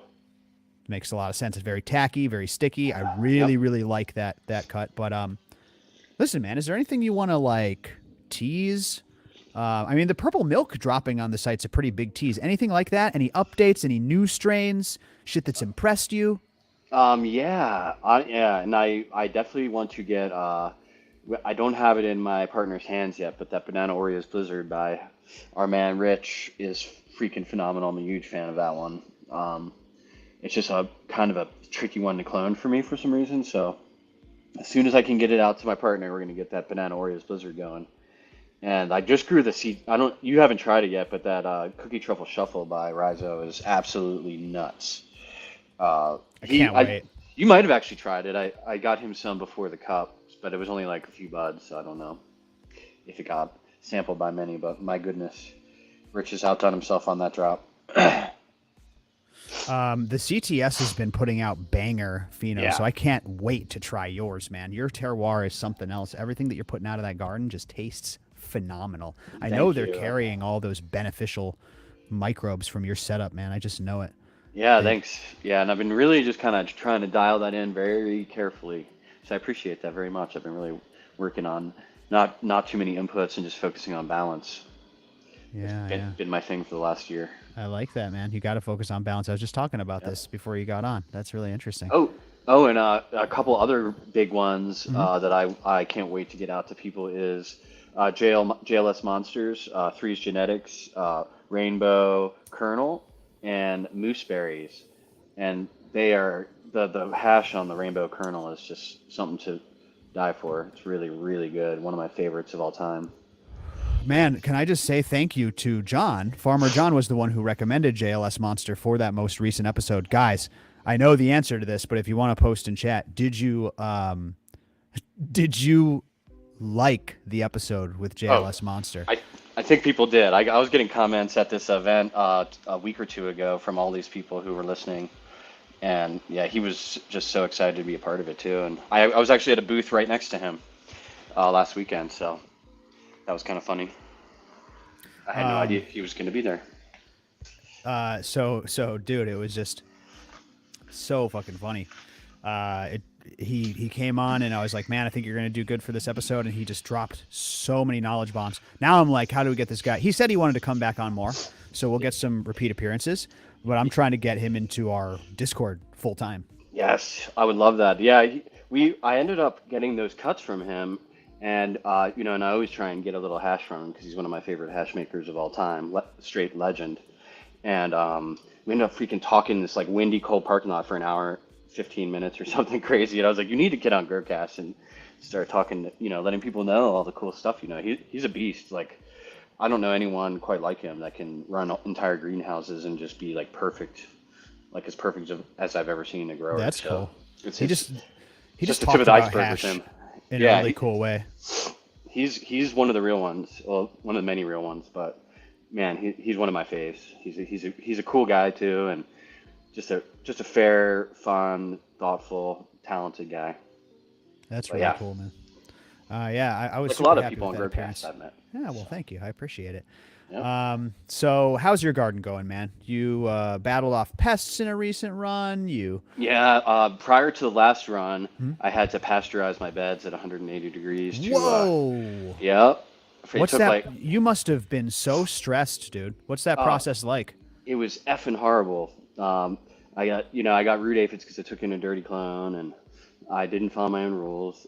Lesson learned. But the biggest lesson of all was to not quit because that run ended up being really good. I was using, I think it was rosemary extract, and it was kind of making the plants very unappealing for the root aphids. They didn't want any part of that sap because of the rosemary in there, and the run ended up being phenomenal. They were just tickled just enough by those root aphids without having any nutrient issues. Isn't that weird how that works, man? Just a little bit. And there's white paper studies to show that aphids specifically have increased terpene production in other plants. Yep. Exactly, and It's really weird. it's crazy, yeah. And I was ended up being really happy with that run, but it was a nightmare having to. I was in there with spending a fortune on Dr. Zymes, just spraying down the sides of the pots, and every freaking day for the whole. It was like 2 or 3 runs ago. It was miserable, but the big lesson for me was I was going to burn that shit to the ground, and I called someone, and they were like, no, no, no, no. I've had these like consistently for ever. So Wow. don't worry about it. Like you could do this. And I was like, are you sure? And so I was just doing Bavaria Bassiana drenches to get through the round with the SNS 209 rosemary root drenches, and got me through. Um, And but yeah, so then I took lobster pots and just boiled them shits to right before. Well, I got them to right before boiling, and then I poked grids down through my beds with like a one of those green tomato stakes, and just dumped 180-degree water into my beds to kind of cook out everything. It sucked killing. You kill a lot of the microbiology and the worms, and it's horrifying, and you feel really bad. But yeah. man, oh man, does it make a big difference. It also killed a lot of the pill bugs because pill bugs isopods can kind of get out of control in the living soil. Well, what was it like bouncing back from that though? Because a lot of growers who run that living soil bed and they've made this thing their baby. If it gets infected or infested with root aphids, for instance, it's like that is a major blow. That's your whole engine, your whole system there. Yeah, it was a huge blow to the heart. But honestly, after I learned this technique from Capulator back in 2018, when he was posting the similar situation in his beds, and back when he was more active on IG, and when I first built my very first room that was like big in 2018, I bought like $2,000 worth of soil, filled everything up, and then brought in cuts with fucking root aphids on them first run, and discovered root aphids like 3 weeks into flower. And that's how I knew that this method works though, because I had done the same thing in that room, and I went 14 runs in that soil after, and never saw root aphid again. Oof. Dude, You you are know, lucky. That you have to make that into a PDF. How I survived root aphids and show everything you yeah, did from what you were drenching with, how often you did it, and heating it's up the beds, whatever you did. You should. yeah, Would you punch when you have a yeah, chance? Would you just type out yeah. I exactly what will. you did to get through that, and I will beautify it into a I will resource? actually. I would love to do that for everyone because it saved like, and it's 90% effort. Like you just can't like let shit go, and you have to be vigilant, It's and you have exactly to what I just didn't want to hear, dude. It's exactly yeah. right. It's all staying on top of it and never missing a drench. Yeah, it's like what my parents were here, visiting at the time, and I was like, sorry, got to go do this fucking thing for an hour. I gotta go drench my Yeah, Bavaria bot. You sound like a yeah, crazy yeah, person. yeah. I got the zombie fungus. I got to put that in. Then I got to spray my pots down. It's all good. I'll be right back. He muttered something about zombies and insects, and then went Yeah. into the I'm like, you garage. wouldn't understand. I'll be back. Yeah, totally. Yeah. It's hard to explain. You And, might as and I'm well all just like say, stressed out, "Be right and back." I look all desperate and crazy. I like, just want this to be over. But yeah, I've made it through a round or two now, and it's just been absolute beauty since. And not having too many because the pill bugs were kind of getting out of control, Mm. and they were starting to girdle my plants before Yeah. that. So it's kind of a nice little hard reset. And it's funny, I get the mixed worms from Uncle Jim's worm farm, and all the bigger like earthworm looking worms survived, but all the red wigglers didn't do so well. So it's kind of funny, like the species that'll survive that, because I think the bigger worms were down deeper. Um, Just funny. I want to see that whole process, man. I would like to see exactly what you did. Yeah, yeah, I can do Uh, that. Marybeth, what do you think about root aphids? I mean, it's a tough one to battle in my experience. Do you have a certain protocol? Learned anything new about root aphids recently? I've only ever had to deal with them once in my life Really? many years ago, and I feel really fortunate in that regard because they were very tough, and I could see that they Yeah, were very much tougher than most little aphids. And yeah, it was quite the ordeal. The plants didn't survive ultimately, and thankfully, it was just like a half a dozen hydrangea plants that were, had come from a nursery somewhere where we'd ordered various plants. And just lucky me, they were the ones. But thankfully, it didn't spread to any other plants. At that time, I was doing the drowning them in Dr. Symes things, and I think I eventually killed all the aphids, but the plants also didn't survive. but I would see the drowning things or the dying aphids, and they never moved again. But I think they go so deep and they populate so quick. I don't know. I would hate to Yeah. have to really deal with a big infestation like that. Like I said, these were little 1-gallon Especially pots. indoor. Just 6 1-gallon pots wasn't. Yeah, and the they flyers were get all going over too. Yeah. So anyway, yeah, they are really, really, really the tough battle. So I'm thrilled to know that the rosemary was it that works the best. Yeah, it's a product SNS 209. They Yeah, specialize I know in this like stuff. kind of homeopathic or Yeah, I know essential this oil stuff. base. We Yeah, used to yeah. sell it at the nursery too, and yeah, I think the oil stuff could be really good for repellent. So I'm not surprised, but I'm thrilled to know that it did work. Yeah, I think it's a combination. Like I said, I would spray Dr. Zymes religiously once or twice a light cycle, and then on like the pots and the soil surface, because as soon as you water, they all start crawling out of the soil like monsters. Run away. Yeah, and I hate that feeling. It makes my skin Yeah. crawl. And so you have to like sit in there. I had a weird feeling one day. I was like, I just haven't sat with my plants in a while. Like I've kind of discussed before, where you just stare into them. Yeah. Like one of those old like things, those pictures you get at the beach with the hidden image inside. If you just stare lazy at it. Yes. 1,000-yard stare with the magic eye poster. Yes, exactly. It's exactly. alive. So yeah, it's a combination of things, but I'm still vigilant too. I'm still using SNS 209, which everyone should use regularly anyway. I'm a big believer in the terpenes. Just get all those terpenes involved in your plant because that can't harm anything. Yep. It's always beneficial to me. And I was also using chitosan and fermented insect frass as well. Good stuff. All good stuff. I'm telling you. So thank God. Yeah, we would love to see that plan because I hope I never have to do it again. Knock on wood, as I say this, but other people will. I mean, it comes up frequently. Yep. And the way I found them was the flyers. Honestly, I didn't notice the crawlers until I saw the flyers, and that's when it's too late. It's really bad. Yeah. Yep. And I was like, oh, sick. Well, hopefully it's all quarantined to my veg area, and then I like do the thing and I stare into my flower room and I'm like, fucking A. Pardon my language, but then you see him crawling up the stems and on the side of the pots. That's a fun feeling. God. That is a fun feeling. You've been got at that point. Well, I think of those little plants. But the lesson is going just through down there. take it. It's a learning opportunity. Honestly, as cheesy truly. and stupid as that sounds, but that's how I've learned the most. Is just getting Absolutely in rough situations and it never happens again. And then you can help others. That is exactly how that works. Now, we have a bunch of questions piling up here. I'd like to knock these out. John, let's if you have a minute, let's do this. So let's see. First, it looks like my man D18 is dealing with fungus gnats. And he's like, how do I knock these out for no money? Basically, I got $5-10 in my pocket.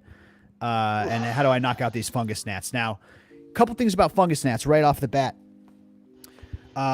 First of all, not all fungus gnats attack your roots. A lot of them do just eat fungus. If they're just kind of around and they're not a huge bother, I might not do anything. If you're just seeing a couple, I might not do anything. Now, if you've got those sticky traps down and they're being filled every single day, you might want to knock those back. Here's the good news. There's a million ways and products to do it. Some of the products I like best are mosquito dunks. You can get them from Home Depot. It's a biological control. It's Bacillus thuringiensis israelensis, and that will knock them out. There's a product called tea drops that I really like. Tannin crystals. Yeah, tea drops. Remember tea drops, everybody? Text me.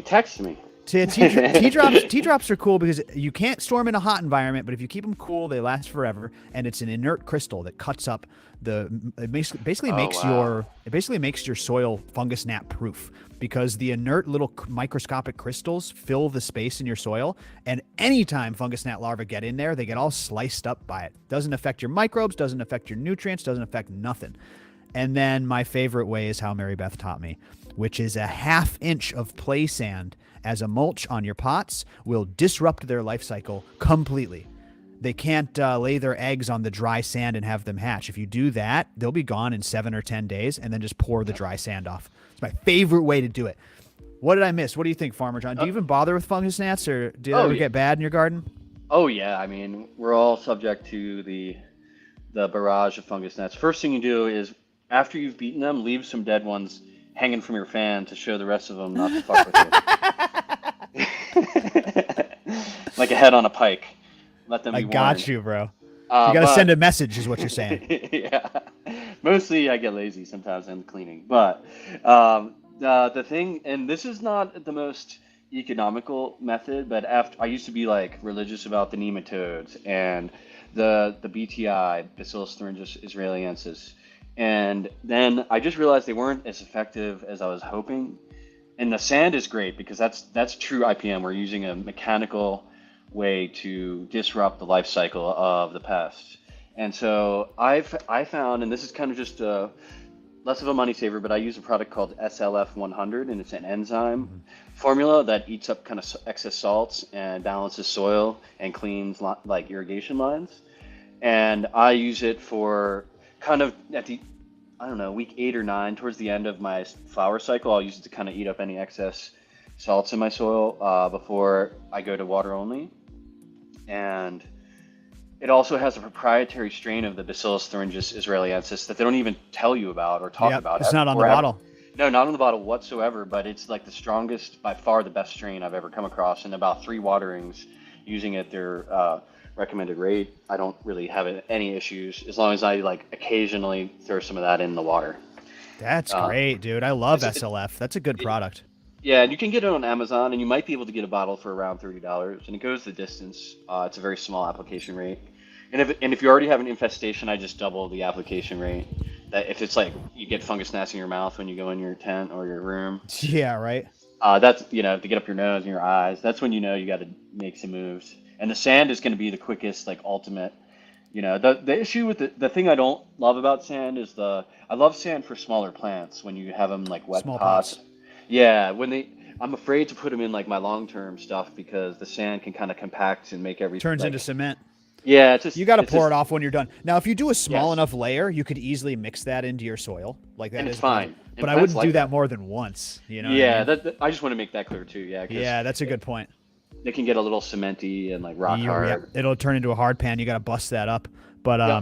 dude, But other than SLF is a great product. That's one that if you get a like jumbo bottle in a giveaway. Yeah, that's what I do. I buy the jumbo. And they do those for like giveaways all the time and stuff. And if you can get that, Share the thing with your about friends, so- SLF is the thing about SLF is it's extremely safe. It's microbe safe. It's human safe. The dude that's why I like it. drinks it as a demonstration. He like drinks it in front of people. And I just love that product, honestly. And I don't really like to push liquid bottle products at all. Like Dr. Zymes and that one are big ones that I like a lot. Yes, SLF 100, exactly. That's what it's called, D18. SLF. Yep. Oh, vacuum off the sand. That's interesting, Rugged. Take a Oh my shop gosh, Holy shit. Rugged, mind blown.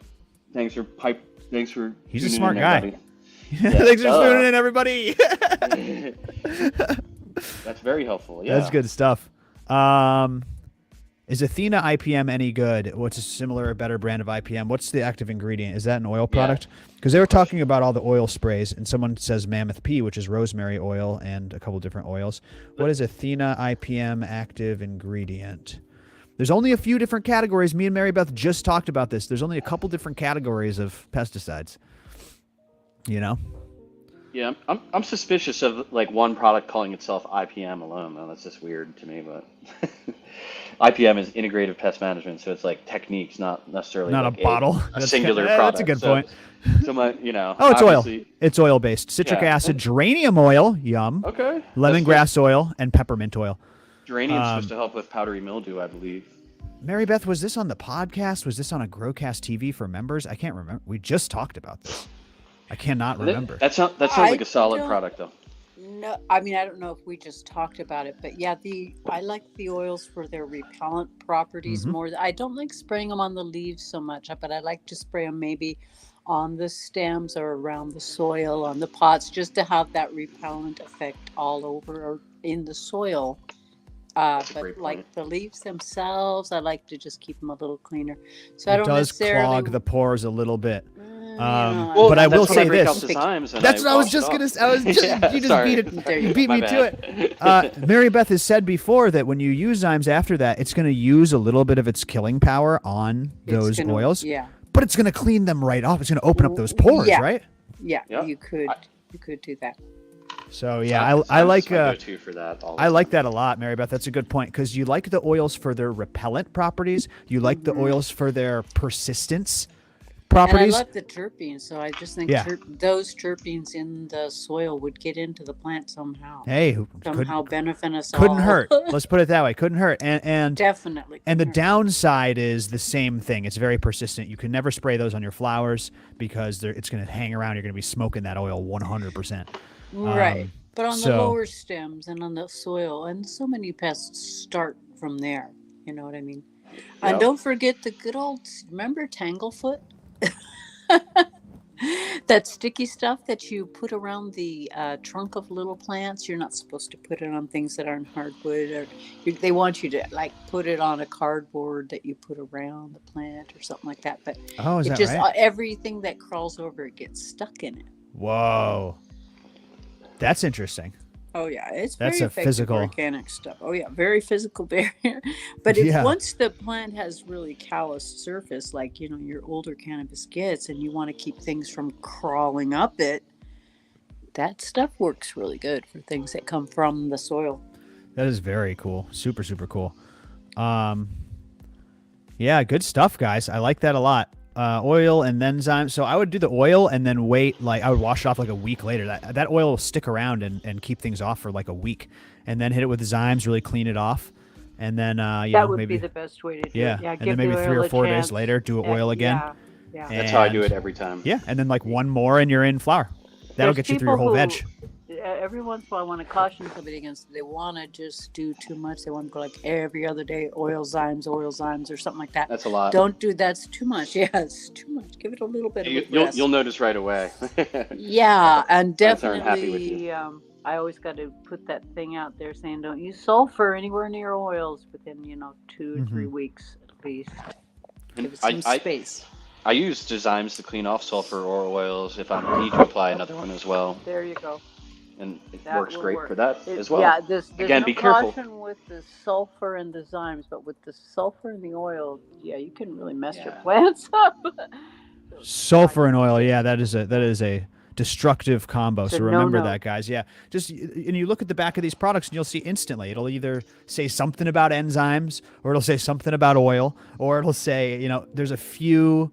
It'll have a big long Latin name if it's like a biological. I've said this before on the show. Yep. There's a few that are like pyrethrin. I would put in its own category. That's like an extract from a flower.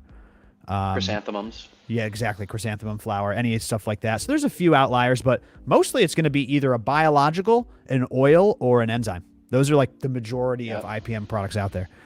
Or sometimes like a sulfate. Rusty nails. Yeah, that's a good point. I start seeds in new starter soil and use the oils then when the plants are in that early stage. That's when you're going to want to use repellents, right? Because zymes will break down anything that's there, but when your young tender plants are so vulnerable, you don't want anything coming near there. We lost our whole wave of seedlings in Hawaii and Molokai because we were seedling vegging them, popping them in an outdoor pantry kind of area. And ship rats got in. Big old rats got in. And the rats ate all of those little seedlings. I bet if I had sprayed them with peppermint oil, they wouldn't have eaten them. I bet Or you even, anything. they say, put around little bowls of the essential oil and cotton balls in it so that it's like just the odor is just constantly Noxious. going out. Yeah. And there's very effective supposedly in I've watched the little videos where the rats will come up near, but then they go they go the other way. You put the food source right in the middle of it all. Yeah. Good stuff. Very good stuff. It's like Kevin's rat trap, his diabolical rat trap that he talked about. This is a barrel full of dead rats. It's not the type of IMO you're looking for. D18 says add soap to oils. A drop of soap is a great supercharger, like Marybeth always says, but oil pretty much does the same thing already. So if anything, I'm adding soap to like zymes to give it extra killing power, whereas oil already smothers. So it might help a little bit, but you really want to add oil to things that aren't kind of sticky and surfactant like yet. So, but yeah, couldn't hurt. Drop a soap will supercharge just about any IPM spray. Yep. Dr. Bronner's. Yeah. How are you doing on time, John? You want to pop out? Yeah, I should probably get going. Anything you want to say before you go? What's the website? Farmers Phenos on IG is where you can order cuts, but I did want to say your background is amazing, by the way. Oh, I'm dude, this is loving this is a this is situation. nothing. This is a place. This is a I, placeholder I background. know. Yeah. I've been digging it though. Yeah. That was Thank very you. important. Yeah, you're welcome. Thank you. But no, just if anyone ever wants to talk or has grow issues, always around to chit chat. My time is a little more limited these days, but I care about the Growcast community a ton. And Marybeth, wonderful to hear you and hear you talking. It's been a little while for me. And My pleasure, super pleasure. yeah, and I wish everyone a wonderful rest of their weekend, and happy growing. And get at me with any questions about growing, or you just want to Go get the menu. Go hit up Farmer John. Get the menu. Yeah. He will be at the June meetup. Thank you, producer Rugged. June 15th, we got something going on. We're either going to do like a big barbecue. At the very least, we'll do like a little member meetup. Again, jump in membership. You can get in for free today. If Jordan's so. in town, I'll be there. Yeah, Put it that way. 100%. Yeah. Better be there, man. I'm going to come drag you kicking and screaming. Yeah. I love you, man. Thank you. Yep. Love you guys. Have a great day. All right, take care, Thank man. you. Farmer John, everybody, give it up. Give it up for the man himself. Round of applause. He's still there? He hasn't left yet. Oh, there he goes. All right. Just wanted to make sure I didn't accidentally bump him early. Farmer John, that's PH Farmer John 13 on Instagram, and then also Farmers Phenos. Farmer is spelled the same way with the PH there. Go and ask him for the menu and join Growcast membership, and then tell him you're a member. Sign up today. I'm going to get off here and refund everybody. So you just sign up at growcastpodcast.com/membership. I already see that, and like I said, Farmer John will give you a special discount just because you're a member. I already see that OPM Kelly, thank you, Kelly, donated to the cause for today. Guys, do me a favor. Hit thumbs up for the stream. Let's boost this one up, and let's save this doggo by the end of the stream. If you are just now tuning in, there is a raffle. Donate $10 or more at growcastpodcast.com/doggo. Go ahead and save our good friend Shante's dog out in Las Vegas. Dear friend of the show. And anyone who donates $10 or more is entered into a raffle. Now, email me those screenshots, okay? I'm going to pick from my screenshot folder, so email me those screenshots. You can send them in Discord, you can send them in Instagram, or you can email contact@growcastpodcast.com. Contact@growcastpodcast.com. Again, the donation is growcastpodcast.com/doggo. Thank you to Kelly, who donated. Thank you to Philip, also just donated. Thank you so much, Philip. Nice donation from you. Thank you to Jonathan, my man Bigger's Buds. Yo, shout out. Thank you so much, man. You're entered. And really appreciate you guys helping out. That is really what I want to do with these streams, is have some sort of fun something, right? A community, somebody to help out, a fundraiser of some kind. Maybe we can do something for charity. I used to play poker for charity a lot. I used to play poker for charity. Like, did I ever stream it on YouTube? I don't think I streamed it in YouTube, but I streamed it on the Discord and stuff. Wouldn't it be cool if we could choose a charitable cause and then play poker, stream it, and then like donate the winnings? That would be really cool. Bullyman also donated one. Thank you so much, Bullyman. I got you. You're also entered into that raffle. Ooh, Andrew asked this question. Guys, the chat is moving way too fast for me, and it's not because there's 500 people in here. It's because I'm very stoned. It's the 421 recovery stream. So listen, if you have a question and it hasn't been answered, can you go ahead and drop it now? Better yet, put a big capital Q, like Q : like question mark, not question mark, like question. I won't miss it then. And go ahead and drop it again. If you have a question and you missed it, please drop it now. Andrew says, what products are best for reversing? Chat is on point. Chat is absolutely on point with their answers. The Elite X Elite spray, which is essentially silver thiosulfate, is what everybody swears by. It's the newfangled thing. You spray it once, you get feminized seeds. You can buy your own 2 ingredients to mix silver thiosulfate. When you order the spray, it comes in 2 powders, and you mix it together in water. Boom. So you can just go on Amazon and order those 2 ingredients. I don't want to say what they are because I can't remember exactly.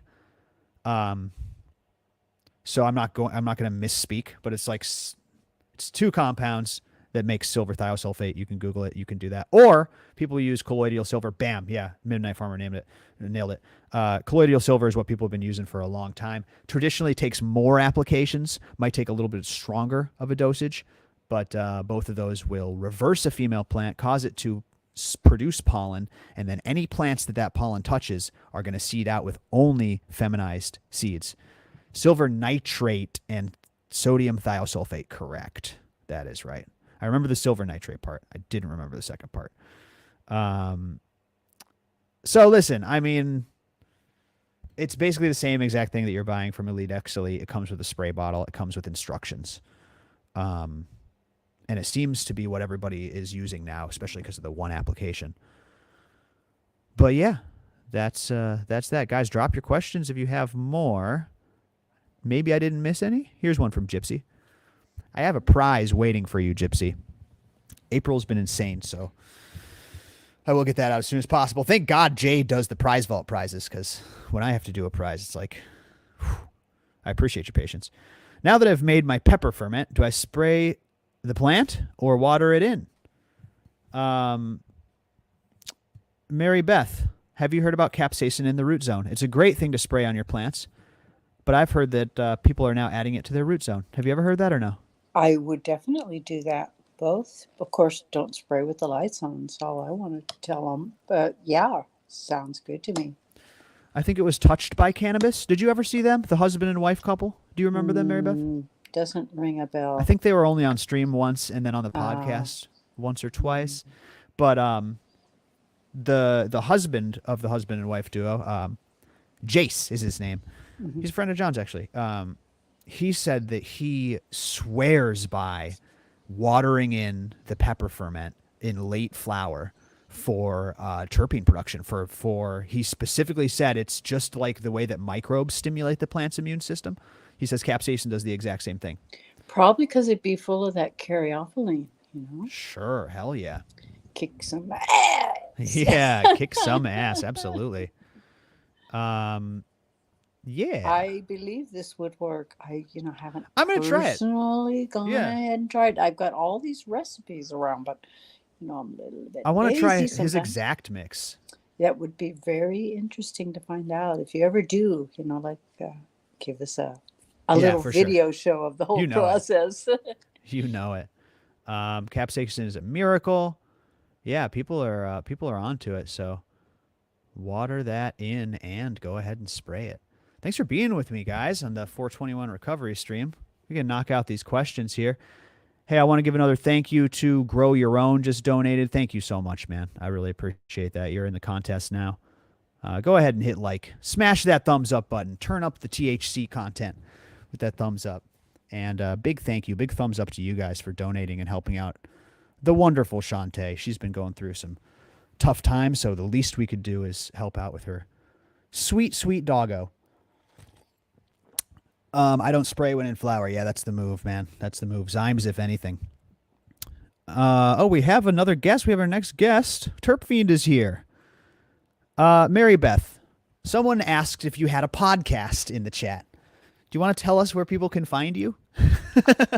I'm exclusively on Growcast TV.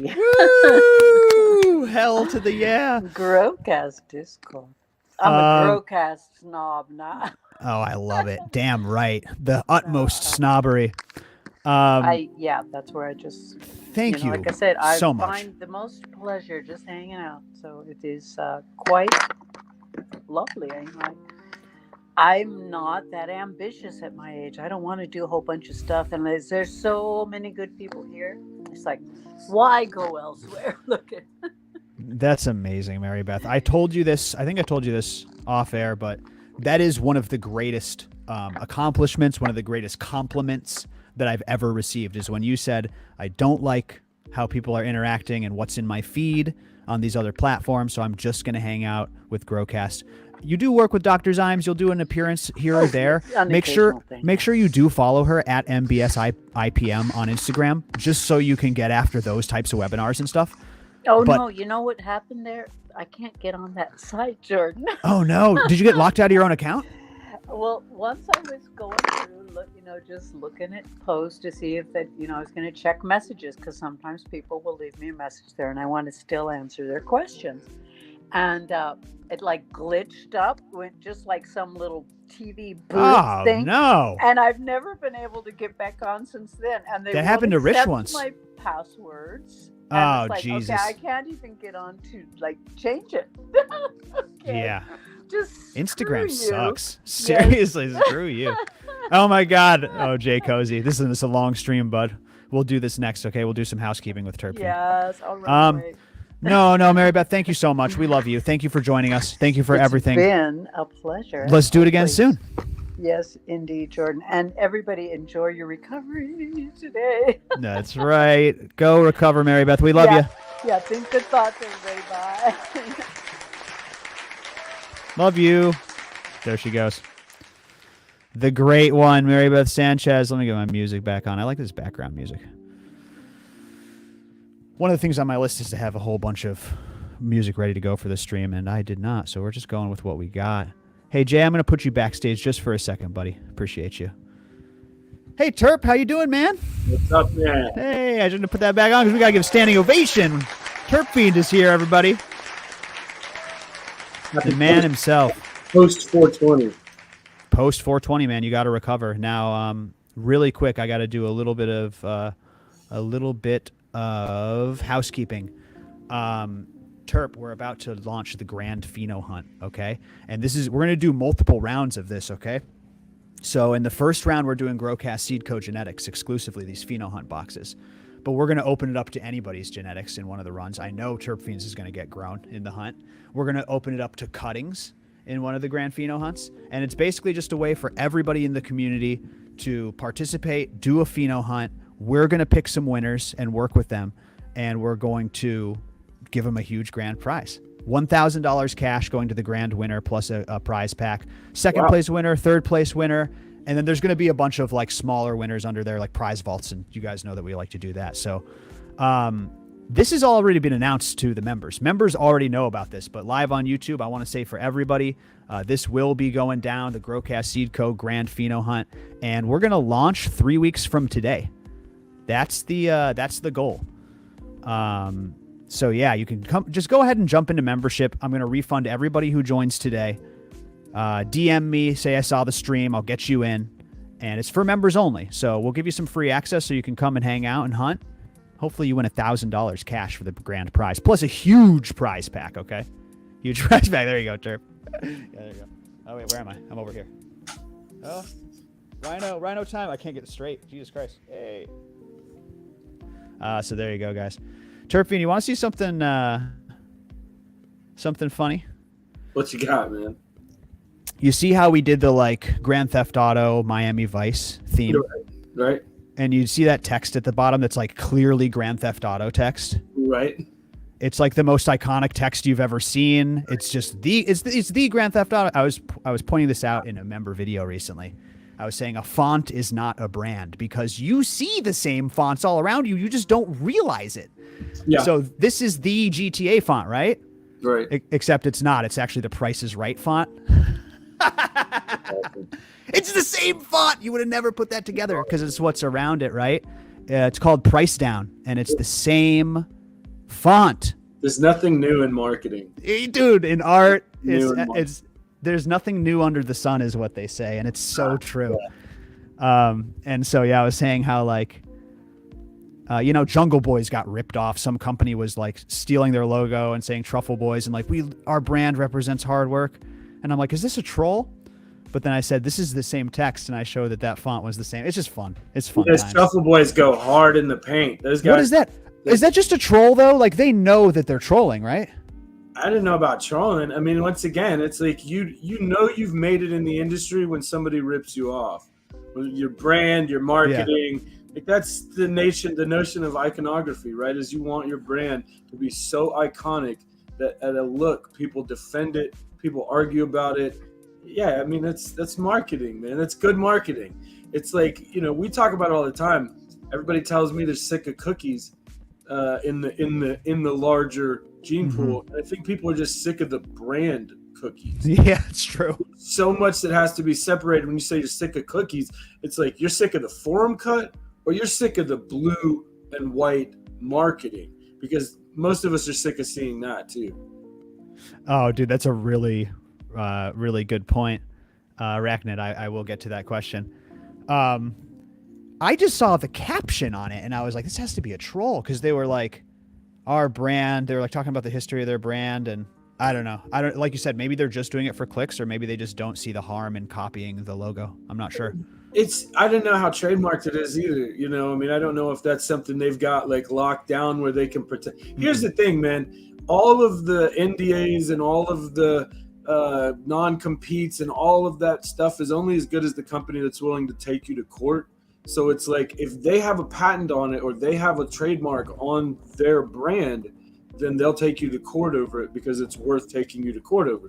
But if they don't actually have the paperwork done and everything to show that it's theirs, all it is another brand on the internet, and you can rip those off pretty easily if it's a big enough brand. I mean, Wish.com sells cookies Mylars. Yeah, totally. So that's exactly right.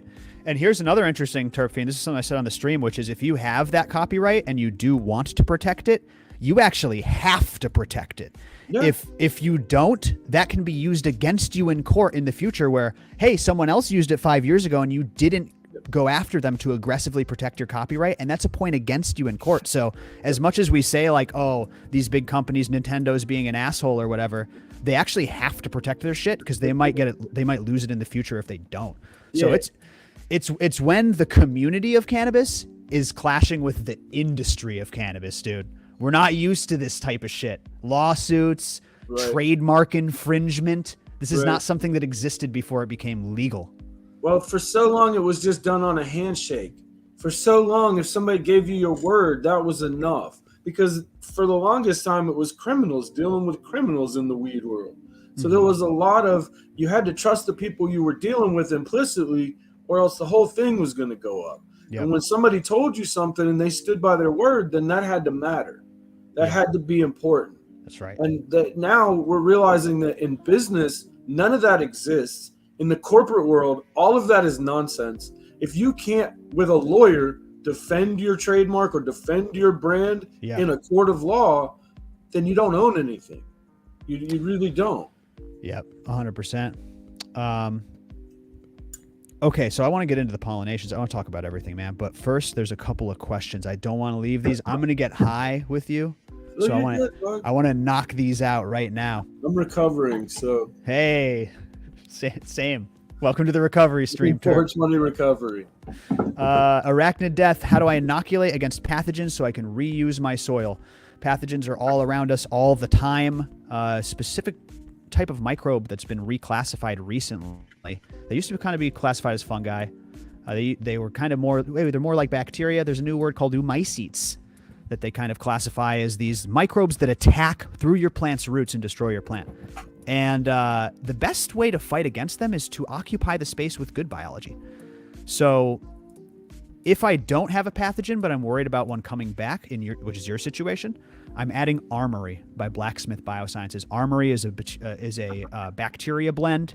It has a bunch of beneficial fungi, a bunch of different species of bacillus, which will, again, occupy that space with good guys and not let the bad guys in. It also has a very specific bacteria called Streptomyces lidicus, which kills oomycetes, will actually kill the pathogens. So inoculate with Armory, and if you already have a pathogen, buy Mycostop, which is just the Streptomyces lidicus. We're just getting started, Biggers Buds.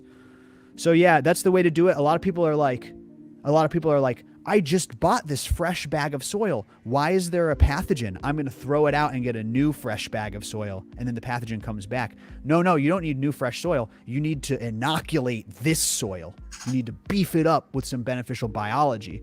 Getting fresh soil will just put you right back in that blank slate area where you can get the pathogen again. Depends on which pathogen we're talking about, too. It all depends on what we're fighting. Like if you had a persistent and serious powdery mildew problem, I mean, something like that is almost worth, depending on the scale and the size of your grow, if it's a small grow, it's almost worth starting back with something fresh. But if we're talking about something small that can be regulated with, like you said, fungi or bacteria, I mean, that's usually not a super serious problem. That's something that tends to be on the more mild side versus, you know, if you've been battling a huge mite infestation, same thing. Like, it all comes down to like what the size of your grow is for a flip, how much you can regulate the problem that you have. I want to be specific there too. That's in specifically dealing with like what I know Minnesota, Bigger's Minnesota, I think, who asked had. It's like a root-borne pathogen, right? Oh, not a viroid, not a powdery mildew or something like that. We're dealing with, like you said, something weaker might be like septoria. But at the end of the day, you don't know if you have a root-borne pathogen. You don't know what species it is, and you're basically just hoping it's weak. Like you said, sometimes you just fucking water in some labs, and the septoria goes away. You know what I mean? And you're like, sweet. But other times I've seen those root-borne pathogens get bad. Uh-oh, I think my internet's getting choppy. Hopefully we hold up. Samuel asks, can't you patent plant genetics? Can patent genetics, yeah. You have to prove a few things. Don't you have to prove that it's like a meaningfully different cultivar? You have to prove it's unique, and it's unique because you created it uniquely. And also that it's not already in circulation, I think, is one of the big ones. There's like different rules. I'll have copyleft cultivars on and ask them exactly what it takes. Because that's like what Monsanto does, right? They patent their corn and shit. Well, that's easy when you're genetically modifying it because you're the only way. That's such a tough process. Once you've genetically modified something, it's easy to prove that it's unique because you created it. When I say easy, it's still a process. That is a good point. But you have to prove that it's genetically unique, and there has to be a reason it's genetically unique. It's a tough row to hoe, but at the end of the day, it can be done. But there's a reason there's not just thousands of cannabis patents at this point. Because we're all using somebody else's genetics. We're all using somebody else's work. Good. Let's just keep it going. Stop trying to lock down this plant. And they try to put so much bullshit in between you and the plant so that they can profit every step of the way, you know? We need safety. We need licensing and distribution. You got to keep it locked up and have trucks driving it here. And it's like, it's a plant. It's just a fucking plant. Let us grow it. How about that part? Good question, Val. Can we pick Terp Fiend's mind about reversing? Never did it before. I'm still on the fence. You don't do any reversals, right? You're all regs? I'm not the guy to ask. I know what the process entails, but as far as the details of doing it, no, I don't really work with femmes. Why do you like to work with regs? Is it because you like to encourage breeding, do it naturally? What's the process? All of that. I mean, generally, I encourage people to use my genetics to breed with. So I like to have, male and female pairings. We're kind of talking about working with somebody else to like get some of my strains to femme through the femme process, but it's just not something up until now that I've had a passion for. And I always tell people, man, I work on what I love because I want to wake up every day and I want to love what I do. I want to love that I'm dealing with what I'm dealing with. And there's people that are passionate about that work, and it's just not my lane. I'm kind of old school in the breeding thing. So there's not a ton of reasons other than to switch it up. And I don't, if we get into some technicalities, like I hear a lot of people complain about the issues with hermaphroditism in the gene pool, but then we look at the most popular strains of the last 25 years, and so much of them came from feminized pollen, bag seed, herm seeds, and then we all go, well, I don't know why everything herms. Are we not working it enough? Well, yeah, we are. It's just that you started with trash. Bag seed, when you start with genetic trash, you got to expect that you're going to create more genetic trash. That's an interesting take, dude. Kinda, if you start with shit, it takes a long time to turn shit into something that's really, really valuable genetically. And that's the weird thing about cannabis, because most of the best strains were accidents. Most of the best strains were just bag seeds. Isn't that so like grower? Isn't that like so cannabis grower though? It's like, hell yeah, we're gonna run that bag seed. You know what I'm saying? Like, I think that we like to romanticize and try to like put our and like personify the industry and try to put our values on the industry. Like, hey, people say online a lot, it should be this way, or you shouldn't, or should do this, or shouldn't breed like that, or should breed like this. But at the end of the day, it just kind of goes with what people want. Whether or not that's smart or good for the planet or good for the community or bad for the planet, it's just what people kind of want. It's what It's what they feel like. It's what tastes good. It's what smells good. Right. It's what's in front of me. And that's really what drives the larger industry at whole. So we can sit around and crow about like land race preservation or whatever. And I'm not making fun of those people specifically. No, God bless all the people that do that stuff. Yeah. Work. But at the end of the day, people are just going to do what they're going to want to do. So, right. Yeah. The market dictates what the market wants. Yeah. There was a time where all of the breeders in the United States were working on long filial inbred lines that largely started from old school landrace genetics. That was 35, 40 years ago. So much has changed in the cannabis world and the genetics world in just the last 10 years that it's a different world today than it was even just a short time ago. When we talk about herms specifically, nobody was breeding against herms 25 years ago. Yeah. Like even the notion that of indoor plants hermaphroditing because of light stress is a fairly new problem in the world of genetics. Mm-hmm. So it's like back in the day when those guys were just starting out, it was almost always if you were growing indoors, your goal was to make plants that could grow indoors. Shorter height, shorter flowering time. You could get them under artificial lighting of some sort. And it wasn't until the last 25 years that we've all started to talk about hermaphrodites in the gene pool, how much it's affected the gene pool, how do we deal with that as breeders, how do we go forward and not do the same thing again? Like these are all valuable questions. Yeah, that's a really good point, man. You're absolutely right. Talk to me about your work. What are you working on right now? It's the most recent drop. Hash plants. Oh, dude, that's good. You always have like a theme, it seems like.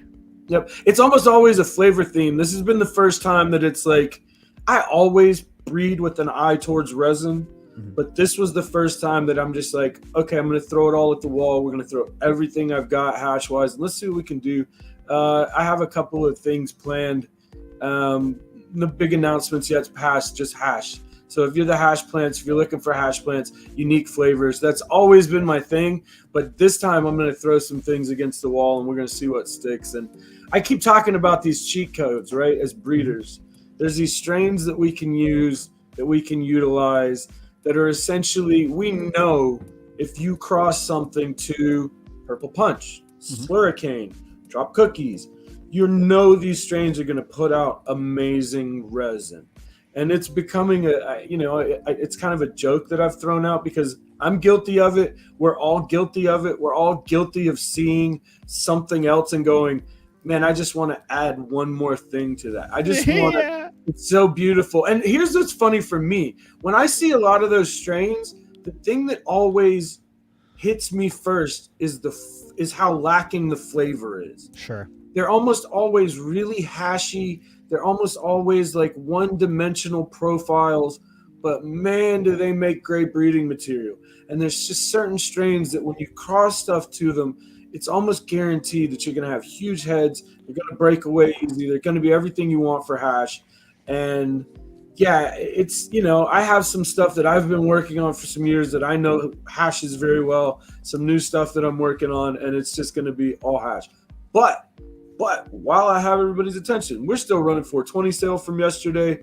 The last drop that I just put out very recently is all gas, poopines, kush, and chem. So the goal was, I looked at my offerings and I was like, I got a little bit too much fruit. We're going to do a no fruit run. I think maybe the last time I spoke to you, we were talking about the gas and the poopines. Yeah, you were tapped out. You're like, listen, I've done so much fruity stuff. Yep. You're like, I need something new. Yep. So I took the Royal Head Rush, which is a 501st OG deep chunk Royal Goo, all kush, all dank, just funk, and hit it to a bunch of like Triangle Kush deep chunk, a bunch of like really funky stuff, chem stuff.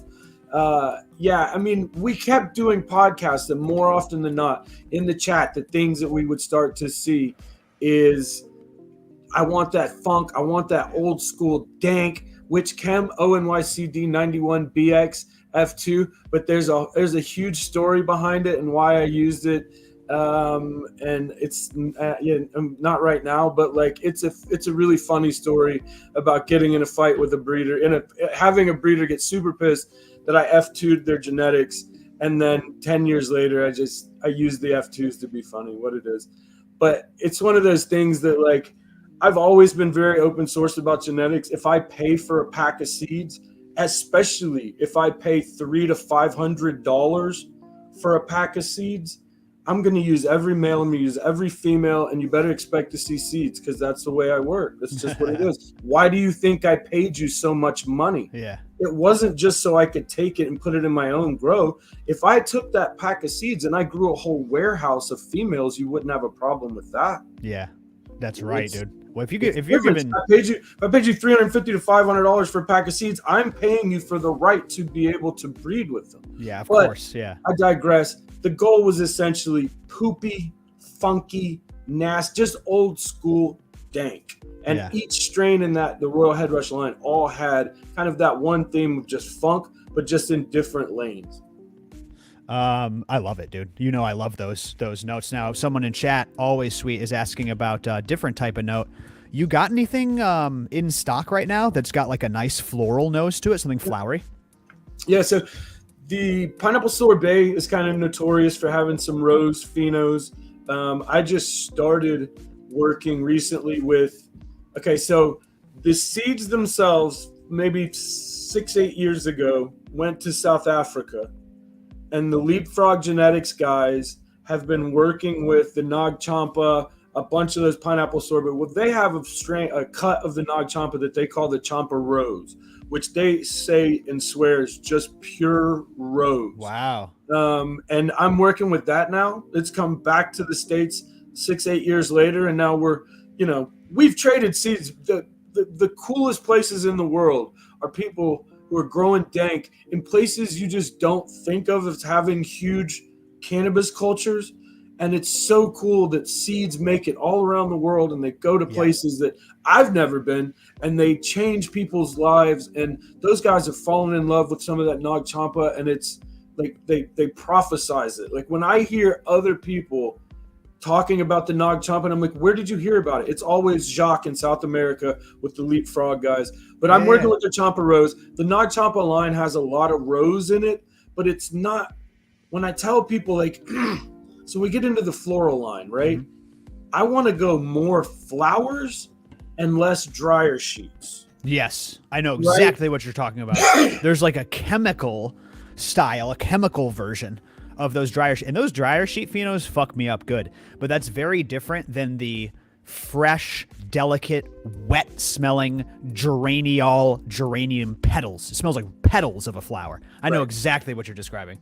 We're doing the same thing with fruit too.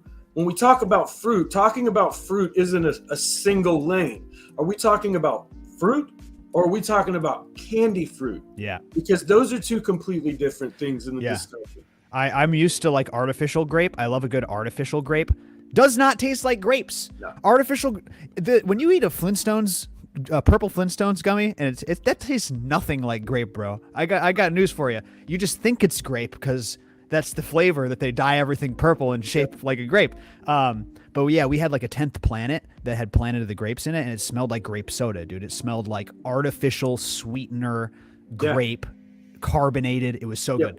Versus, I just tried a sample recently that smelled like a real succulent grape. Like you could smell the nectar in there, and it smelled like someone squished a grape under your nose. So I agree. At that point, you're thinking more of like wine grapes versus table grapes, right? Table grapes are generally just generic white grapes that are just big and fat and don't have any sweet flavor. Yeah, when you start getting into like muscadines or like, the wine grapes, even, there's more complexity, there's more flavor, and that's a whole different lane.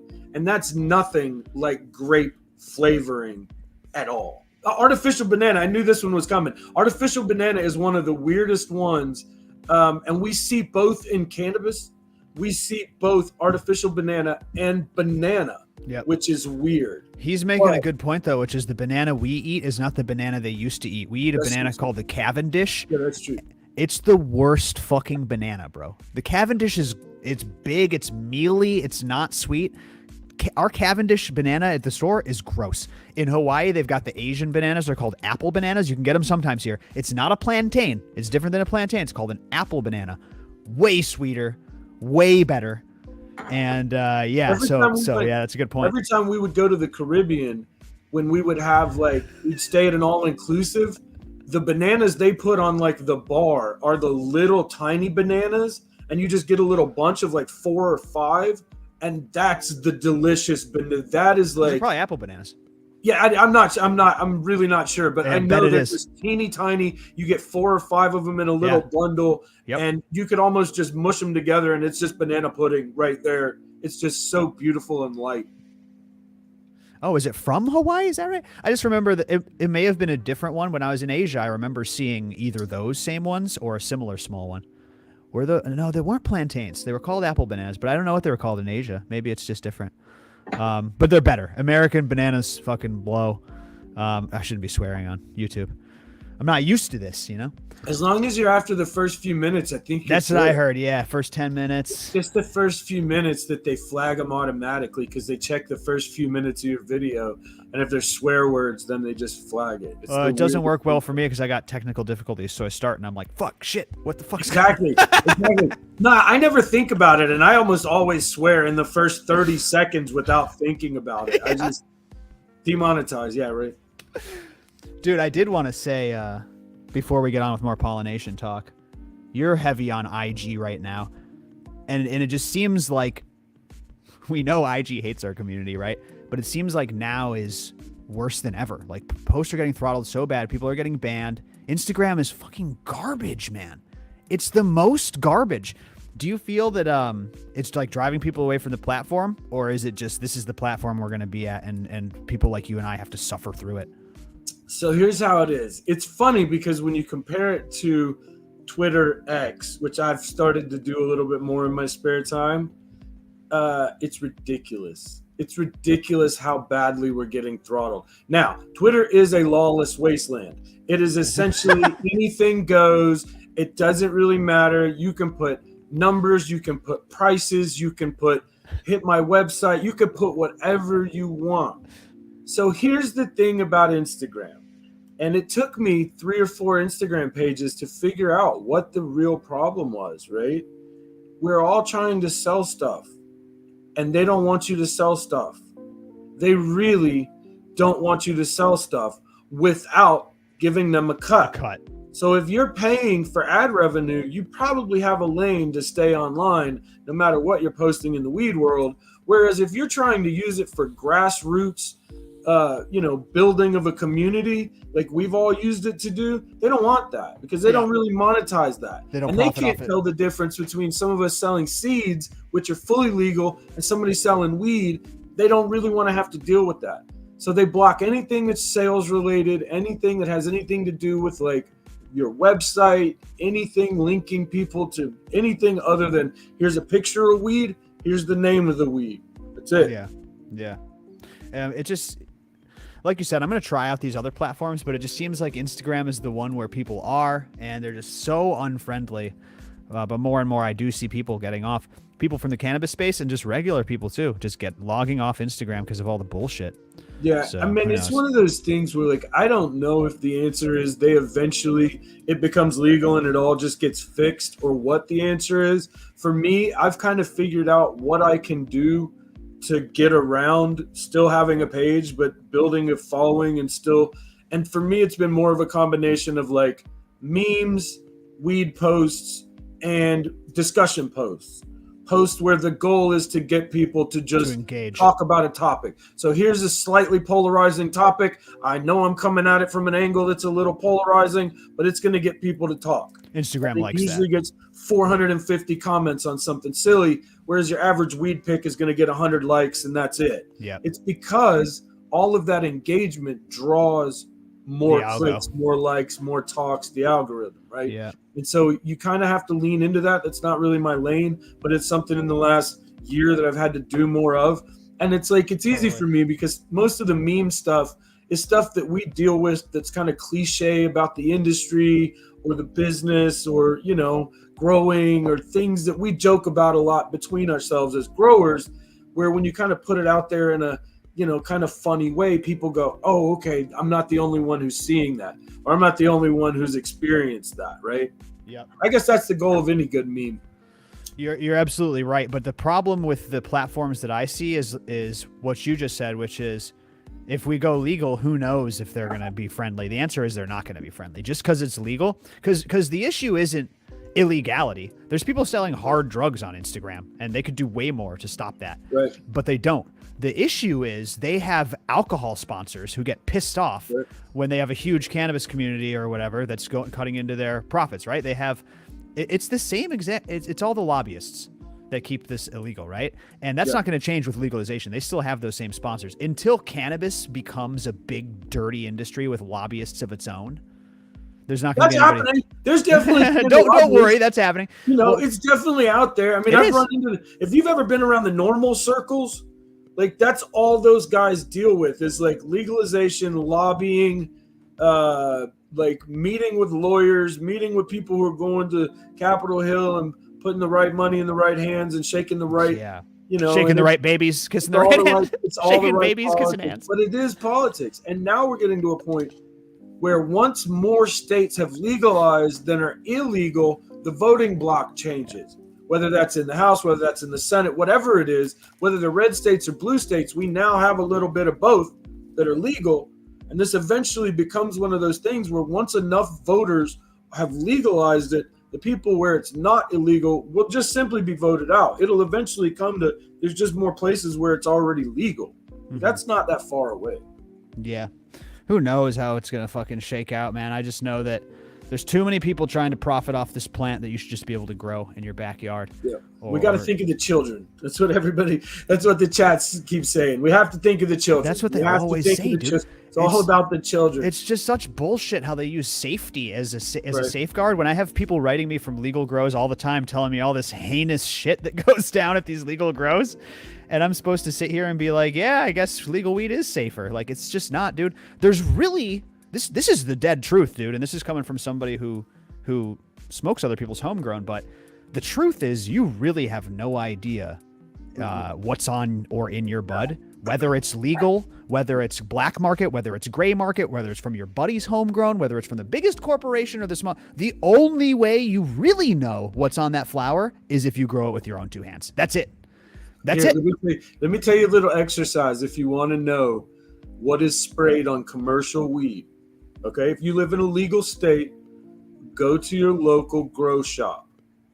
These are the places that these commercial grows buy stuff from. Everything that's on their shelf is getting sprayed on your weed somewhere. So all of the nasty stuff that you see for pesticides and for fungicides, all of it, whether it's Avid, Mallet, Eagle 20, whatever it is, it's all getting sprayed on your commercial weed somewhere out there. So that's like a good barometer because the growers buy their supplies from the same stores that you or I go to. If you go in and you say, hey man, I got a bug problem, they're usually going to hand you the nasty stuff first because it's going to get rid of your problem. Yeah, but they don't that's really true. care that you're going to go home and smoke it. So true. For years, we just pretended like it was tomatoes, and then they were even more covered in handing you some Eagle 20 because you can spray Eagle 20 on edibles. I'm not saying Yes. you do this, but your wine, your grapes, there's an acceptable amount of Eagle 20 they can use because they cannot combat the problem. That's so true. That is so true, man. Well put. Yeah, now they can especially just send some Eagle 20 your way. Usually it's just irradiated correct traptor. If they cared about anyone's health, they would outlaw sugar. Exactly, Marybeth. That's so true. So listen, man. I always love rapping with you, by the way. This is fun to do on YouTube. It's always Live. good times, man. I appreciate it. Yeah. But we started somewhere. Let me circle it back. You're doing a hash pollination, stepping away from the themes of flavor and doing a run of hashers. What strains are you including? Which ones are you most excited about seeing the returns come off of, you know? Banana punch. Oh, I love a good banana punch. Banana punch. That's great. I fell in love. Like, okay, so there's been strains that I've run into, and when people tell me they have amazing weed, there's levels, right? Mm-hmm. There's strains that are really good. There's strains that are a little bit better than that. And then there's strains that are just, they change the way you look at flavors, at strains for some reason, at breeding for some reason. That happened to me with pineapple sorbet. It happened to me with deep chunk early on in my smoking career. And a year and a half, 2 years ago, it happened with banana punch. It was one of those strains that when I was handling it, you could literally keef it by just shaking it. The keef just fell straight off the bud. No matter where you broke up or handled it, there were piles of sand. And it was just I'm a fiend for banana anything. We've talked about it before on your show, I'm sure. But if there's myrcene in it, at any level, I'm about it. Kushes, bananas, really known for being heavy myrcene. And to me, it's just like, I'm a big fan of knock you out. What knocks most people out is what I smoke at 9 a.m. And it's what helps me get through. I run really hot, so it helps me to kind of, keep everything modulated and cool. You don't need as much THC the more myrcene you have, because it makes your THC more bioavailable. It. Yeah, absolutely. So essentially, it makes it easier for the THC that you have there to enter your bloodstream, and it means that less THC goes further. So that's why your old school indicas might have only tested at 8 or 10% THC, but they had enough myrcene that helped you get more of it. So you hit it the first time you hit it, and everybody went to nap time. Everybody just went to sleep. And that's a really good point, man. Bananas specifically, having seen tons of testing, banana was the one strain that bananas and kushes almost always have reasonably high myrcene levels. And so for me, that's kind of always been a focus to try and breed that into stuff. When you see test sheets on most of my gear, the number one most prominent terpene is always myrcene. That's my goal. That's because I don't have to chase 31% THC. If I can make 20%, get you 10 times higher. It's just easier that way, because by the time you're chasing THC to the ends of the earth, you've bred out all the flavor. It just tastes like hash. So true, dude. Tastes like there's no real nuance. Yeah. And it's funny. I think it's like the way humans learn is like a pendulum, right?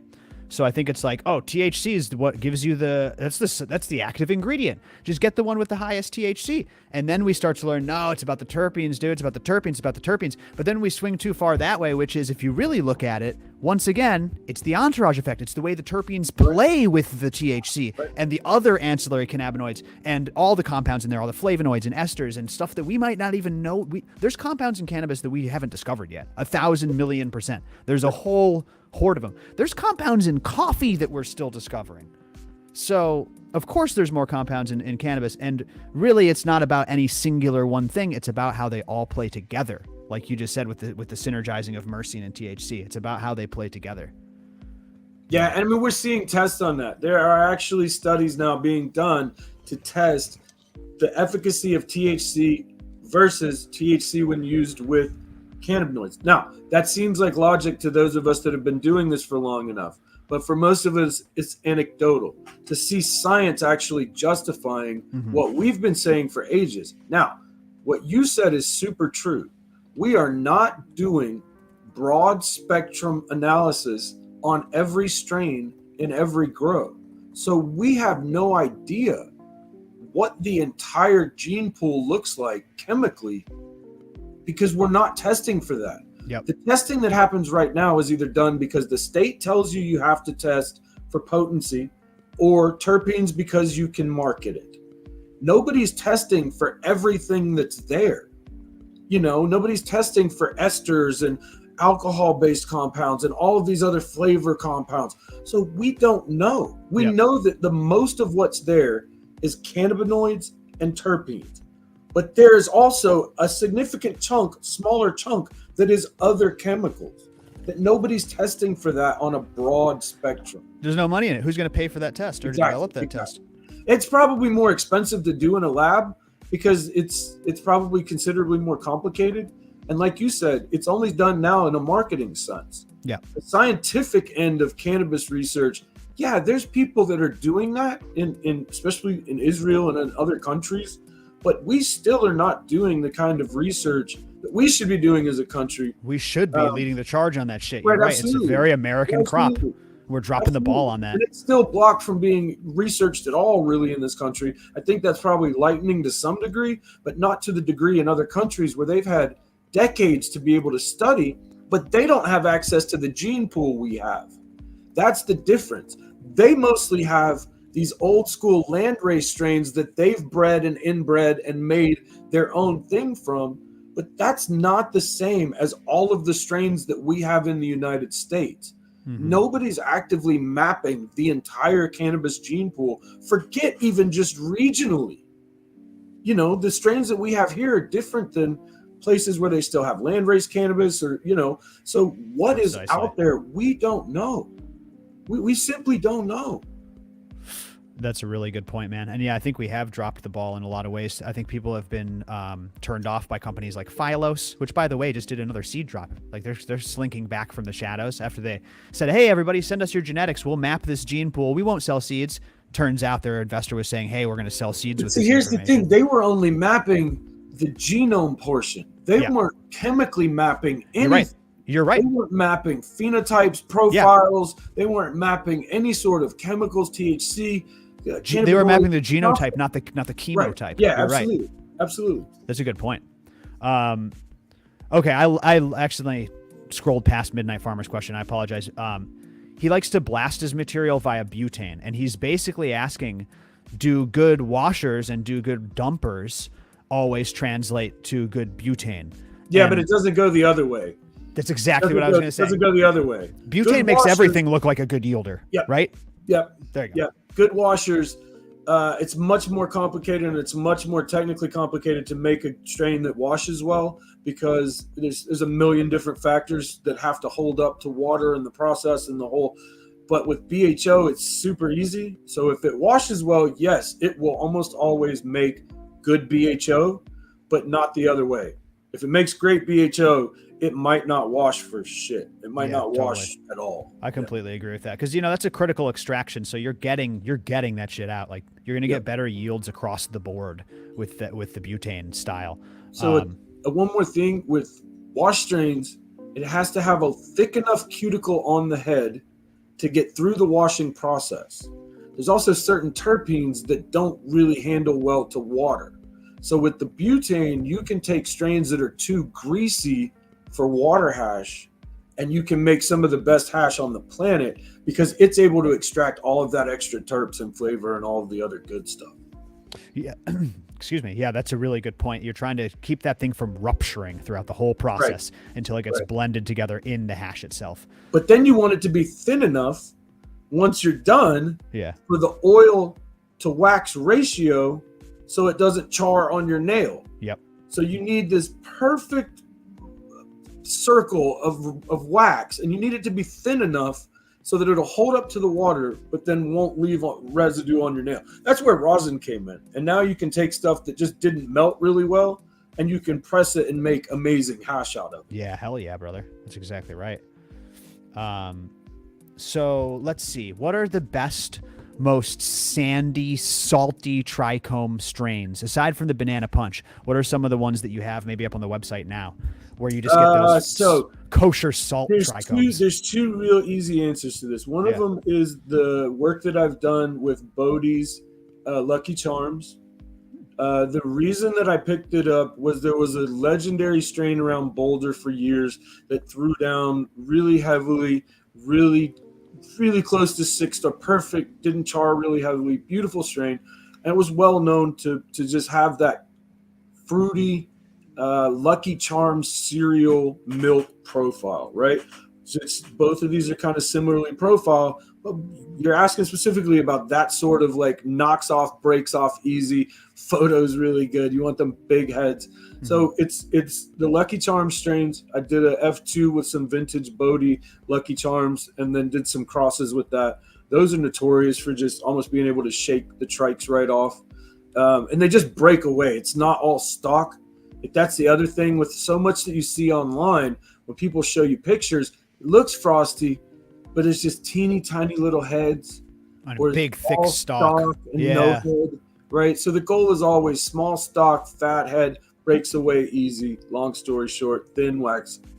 So that and the cereal milk crosses, you kind of started. I'm gonna be honest, you kind of started the hype, right? Because I never would have gone back. I wouldn't say I never would have gone back. I don't think I would have gone back with the kind of urgency I did to the Terp drip stuff if it weren't for the work that you had done and The pictures pheno, of you yeah. talking it up and people, That was other one of people the that asked me. frostiest buds I've ever had, man. Honestly, like Yep. it was just so good. It was so sweet too. Back to your sweet work in the sweet days. It was like the sweetest sweet. It tasted like the nectar from a flower would taste. I've never been a hummingbird. I have done like heavy doses of hallucinogens, but I've not actually been a hummingbird. But I'll tell you, I imagine that's what it tastes like when you like extract nectar from a flower. And that was the Terp drip. That was the Terp drip here in Illinois. Good shit, dude. Yep. And it's, once again, I went back to that after you hyped it up. I started working with it more. It's a cereal milk cross. I have a couple of cereal milk crosses. They're known for that candy sweet milky profile, but also just the quality of the resin, man. That's what matters. So while these strains aren't always the thickest, loudest terps in the room, they make the most amazing base for then taking something super terpy and hitting to it. Now, I love the Terp drip because the ones that I have had remind me of just breakfast. It's Lucky Charms, it's milk, but it's got this cushy bottom end. Like it's almost like a granola, coffee, dank kind of thing. Like you're sitting at breakfast and just smoking a dank joint. That's almost what it reminds me of. Oh my God. And so I have a whole line of those. The Terp Squirt was a pineapple sorbet cross to the Terp drip. And a lot of those strains are super hashy. They're really great for just easy throw. You're going to get at least one hash plant out of a 10 pack that just makes the dankest hash you've ever seen. Most people have a problem of finding which keeper to keep. And I like to keep that as my biggest problem. Like if you're dealing with my seeds, I want you to have 3 or 4 and you're like, I can only keep one. Which one can I keep? They're all amazing, right? Yeah, that's the goal, man. That's the goal. I love to see it. Some good growers in my community growing your genetics right now, man. I always see someone pop in the garden channel with some fire. I still all the time, and they show up on my page all the time. Everybody speaks super highly of you. I know you like to blush beet red as soon as I start thanking you for all the work you've done. But I appreciate it. You do a great justice for the community of just bringing people together, making information easy and accessible to people. And then, you know, some of the people that I talk to here end up lifelong supporters as well.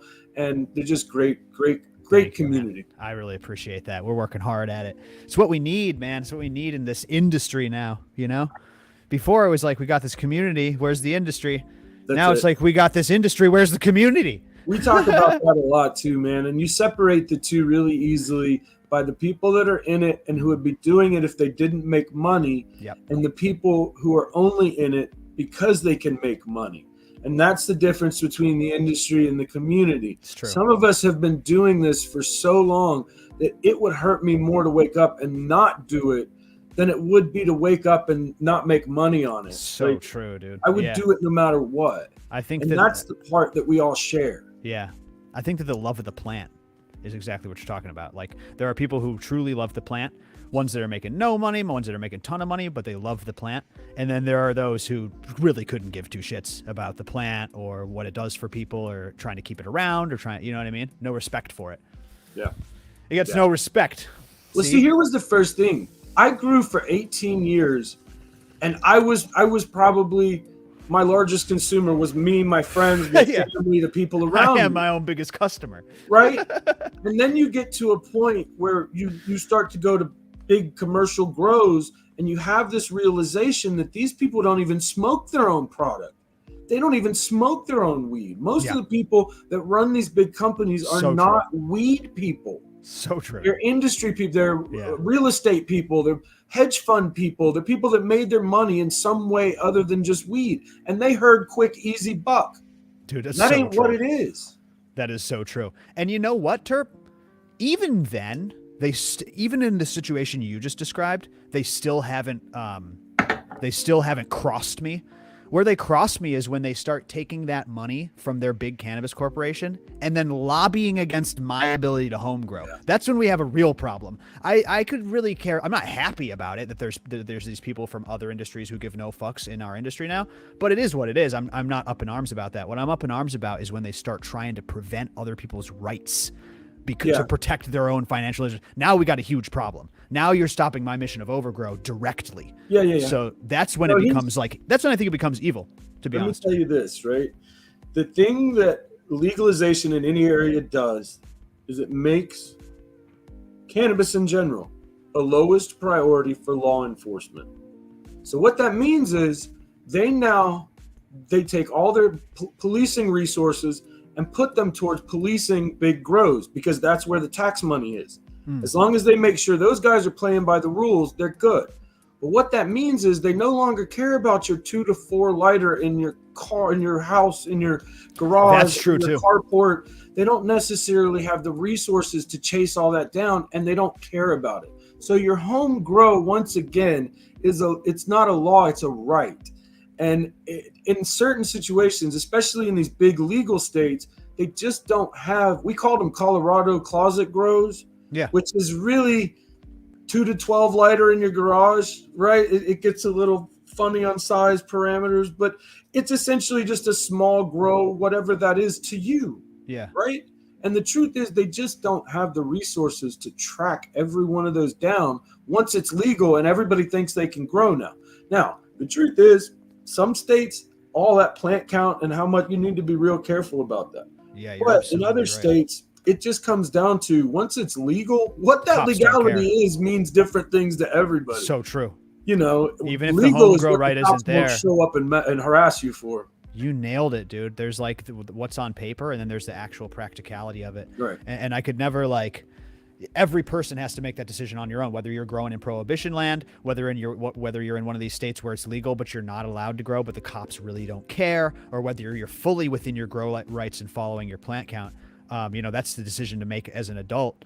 But you're right. It might say no plants on paper, but if the cops aren't going after it, they're not going to. If they got better stuff to do, they're not going to respond to a call about a stinky garage. A few tips, right? So LEDs now make your power band a lot smaller. Oh yeah. Carbon filters are very cheap. Yeah. Yes. You got to keep that carbon filter changed and clean, Terp. You can't run it for 4 years. Yeah. You got to change it. Because you're like, I don't think I smell it. It's like, yeah, you do smell it. That's why you're sniffing. Go change it. Right. Good stuff, man. Good stuff. This is officially the ADD recovery stream. We're all over the place, but I'm gonna ask you again. What are the crosses? Banana punch. What's getting crossed? Oh, so a few of the staples. Banana punch, Lucky Charms is definitely gonna happen. I have some chopped cookies, banana punch that I want to do. I like that in some combination, left or right. And then a couple of my staples. So like Ego Death has been a big one for me. If I'm talking hash plants, the thing about OGs is they make okay melts. Like if we're talking about SFV, Triangle Kush, they make okay melts. They're really greasy, so they can kind of be weird in the water sometimes. I don't think the hash always comes out as, if we're talking about just the pure OG Kush strains, the ones that we generally call OG Kush, the old OG Kushes. They make good hash, but it's just super greasy and doesn't always end up being super great on the nail and doesn't always come through with the gas on the finish, right? That's what you want out of those, is that gassy, piney. I always hate gas because it doesn't smell like gasoline. I always said, to me, it smelled like vinegar and mustard, which is a weird thing. It's got this sharp, biting thing, like almost like a fuel, but it's not. It doesn't have the petrol thing when you smell gasoline that's so unique to gasoline.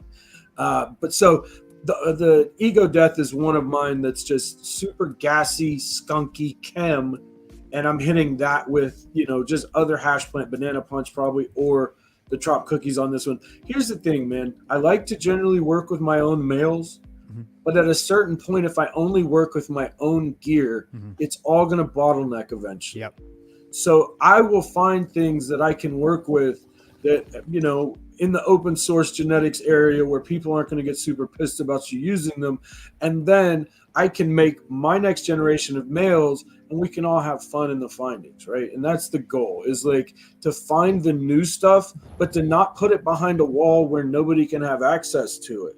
right? So many of your favorite strains, by the time you can go buy it, they're charging you $400 for a pack of it. Yep. That's ridiculous. I agree.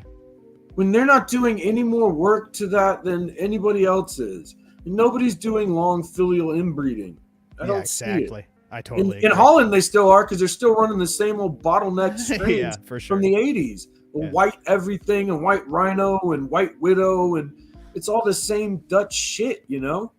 But it's like, if you actually want new stuff, you've got to bring in old stuff, new stuff, other people's stuff, some landrace stuff. You So know, it true. all makes up the pot. So true, dude. I like it, man. I like it. But yeah, gas. I've gotten this fixation lately that it's not all the sweet, but the sweet is where a lot of those fucking trikes are, man. We keep chasing into Purple Punch and Slurricane and Banana Punch, and it's like, it really is, they're all 6 or 8 cheat code strains that, you know, if you take terpy stuff and hit it to this, you're gonna have those trikes, you're gonna have the bud structure you want, but you can actually add flavor back in. Where it's, a lot of the bananas especially aren't really overpowering profiles, so it mixes well with almost anything else, and you just add more terps to already amazing strains. Absolutely, dude. I would describe those as maybe good building block strains, right? Those great. are ones that, Yeah. you build off of nicely when you're doing work like you're doing. Yeah, I like that, dude. And I like the Banana Punch pollination. Good stuff, man. Well, talk about where people can find you. 420 deals. Where can we send people? Yeah, so we're still running through the end of the day today. We're still running the 30% off for 420. www.terpfiend.com, TERPFI3ND.com. We also just released a round of mystery bags. So each one's $100. You get guaranteed 3 packs, between 3 and 10 packs of seeds every bag. One bag is going to contain all 22 packs of the new Royal Head Rush poupine line. So the funk, the stuff we were just talking about a little while ago. One winter bag is going to have all 22 packs. We still have some of those available that didn't get picked up yesterday. So go snag one of those. It's probably the best deal that I saw, because you're guaranteed to get double your money no matter what. But you'll get 3 dank strains from across all of my strains. We kind of run stuff. We throw some odd stuff, some stuff I have a ton of, some stuff that's just dank, mix it all together, and then just throw them in bags. And you either get between 3 to 10 packs of seeds. And it's been a big hit. Nice, dude. People are stoked about it. So where can we find it? Terpfiend.com. TERP FI3ND.com. Jesus Christ. www.terpfiend.com. TERPFI3ND.com. We're going into the 4th hour here. Just me and my bong, Terp Fiend. So I had to have you spell Who did you have before me? Marybeth, Farmer John, and Flowerpharm were on before you. I wasn't familiar with the lady that was on just. Oh yeah, Marybeth, dude. Yeah. She does. What is she? What's?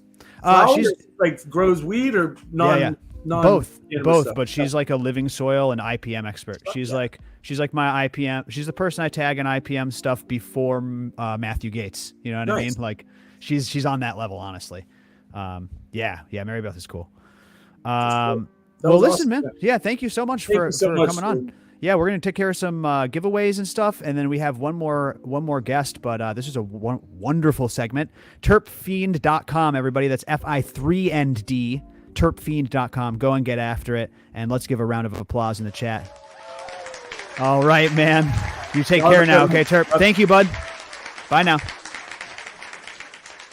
Good stuff, everybody. Good stuff. I know you love to see it. Another breeder feature. We love it. We love it. Go and get it. Hash strains. It's time. It's time. Here, let me turn on some background music or something and check in with producer Jay. Jay, are you still with us? Yeah, man. Yeah, my man. Just been listening to you and Terp. 3 hours we've been live, everybody. What do you think, Jay? I was gonna say, what's your longest live stream, man? This is it. This has got to be the longest one, yeah. My memory, I can't remember a longer one. The live. I will say we're gonna do a giveaway right now. So post in the chat, everybody. We're gonna pick from the chat. If you're watching live, I know a lot of people are probably watching rewound at this point, right? They're behind because they were doing some stuff and then they pop back in the stream. So post if you're watching live, but I think I might scroll back a little bit. Hey, Marybeth's still in the chat. Thanks for hanging out, everybody. Thanks for hanging out on this 421 recovery stream. Now, one more time while I let the chat fill up. We're going to actually do 2 giveaways right now because we're behind. While I let the chat fill up, hit the like button. It's the first thing I want to ask you. And then second, if you want to enter our raffle, we're trying to help out a Grow Me. Donate $10 or more at growcastpodcast.com/doggo. We're trying to save a poor little doggo's life. Our good friend Shante is a wonderful, wonderful community member and needs help with her doggo. And so I thought, hey, why don't we do a little raffle for a rooted leaf starter pack, some Growcast seeds, some limited edition stickers, and we'll do some free membership as well. So thank you to everybody who donated already. I want to thank Philip who donated to help out the doggo. Let's see if we can save the doggo in one stream, guys. I want to thank Minnestoner. Thank you so much, Minnestoner. Just made a big donation. Thank you guys so much. I see that we've already put a huge dent in the goal. And so the link is growcastpodcast.com/doggo.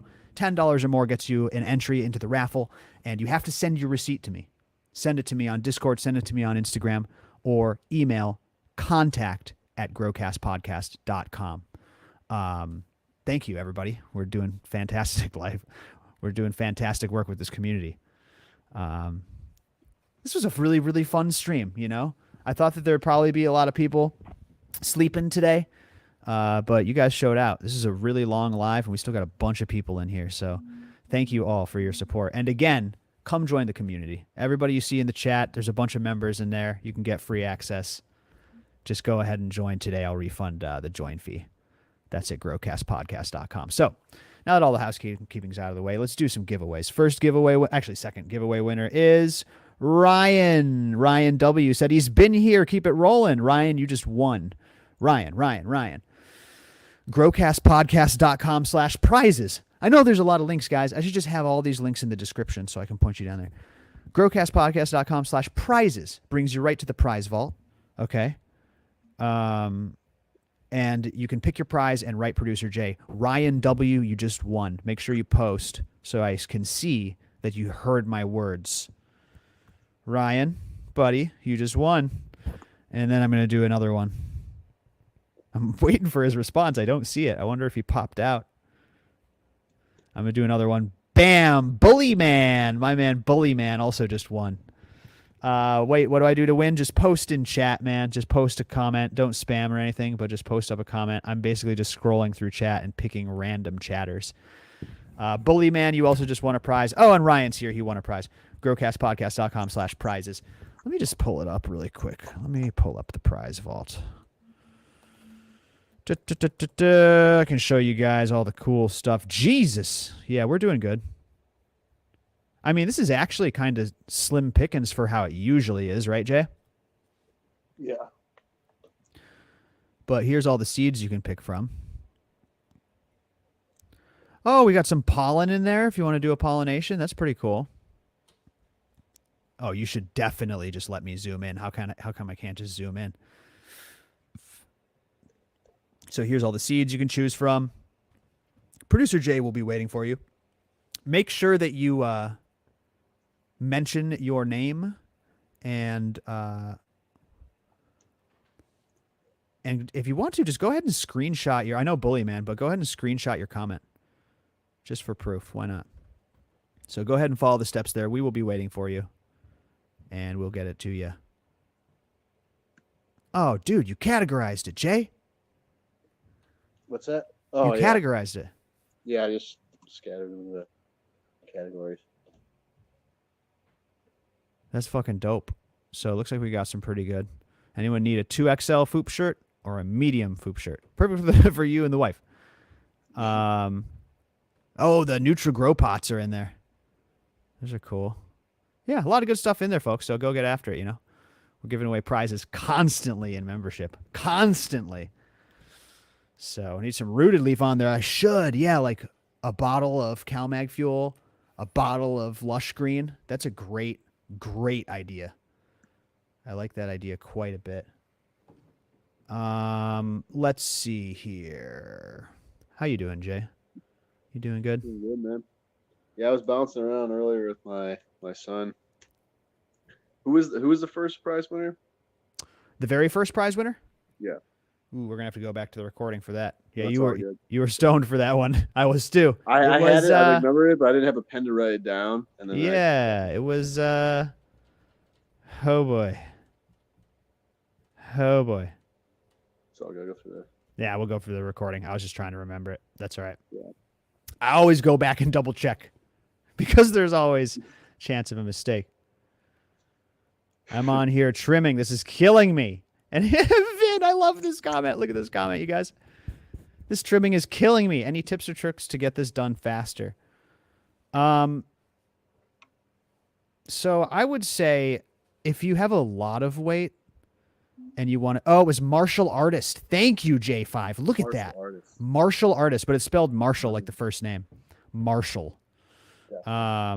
Holy God, that was good, J5. Good stuff. Hey, can we give J5 a prize too? Just write down J5. J5, go to the website, do it, growcastpodcast.com/prizes. And then Traptor wins a prize too. I just gave out 2 more prizes, okay? Both of you, go to the website, pick a prize, and email. All right? growcastpodcast.com/prizes. Traptor wins a prize, and J5 Pho wins a prize. Okay, J5 for the win. Yeah, Jurassic 5, hell yeah. All right, you guys all just won a prize. You get that, Jay? Yep. Marshall. What was the last part, Marshall? Martial artist. And then J5, and then Traptor as well. Almost halfway there for Doggo. Come on, guys. You can do it. Growcastpodcast.com/Doggo. Kick in a couple bucks. Might win some rooted leaf nutrients. Or I might just send you a prize. I might just send you a prize in general. All right? So, yeah, just if you're seeing this replay, please. You know, we just did 4 hours of content for you, right? Just kick $10 in and enter to win the raffle. Hey, I'll see you this weekend at the barbecue, Biggers. That's right. Oprah, is that you? You win a prize. You win a prize. Hey, we got more coming. We got more coming. What's that, Jay? Do I get to enter the raffle? Yeah, you got it. Yeah, absolutely. You're dropping the big bucks, right? Jay's going to finish out the goal. I didn't drop the big bucks. Did my part. If everyone, thank you, dude. If every member donate what I have, we'll be good to go. Thank you, guys. That's amazing. I mean, this was just on the stream. I didn't post about it or nothing, so I really appreciate you guys kicking in. And that's why I wanted to do this drawing tomorrow, so I can post about it more. But you guys are going to be the only ones in the drawing. So thank you, everybody. This is amazing. I'm going to smoke. Listen, Nick should be here. Here's the thing. He should be here now, you know.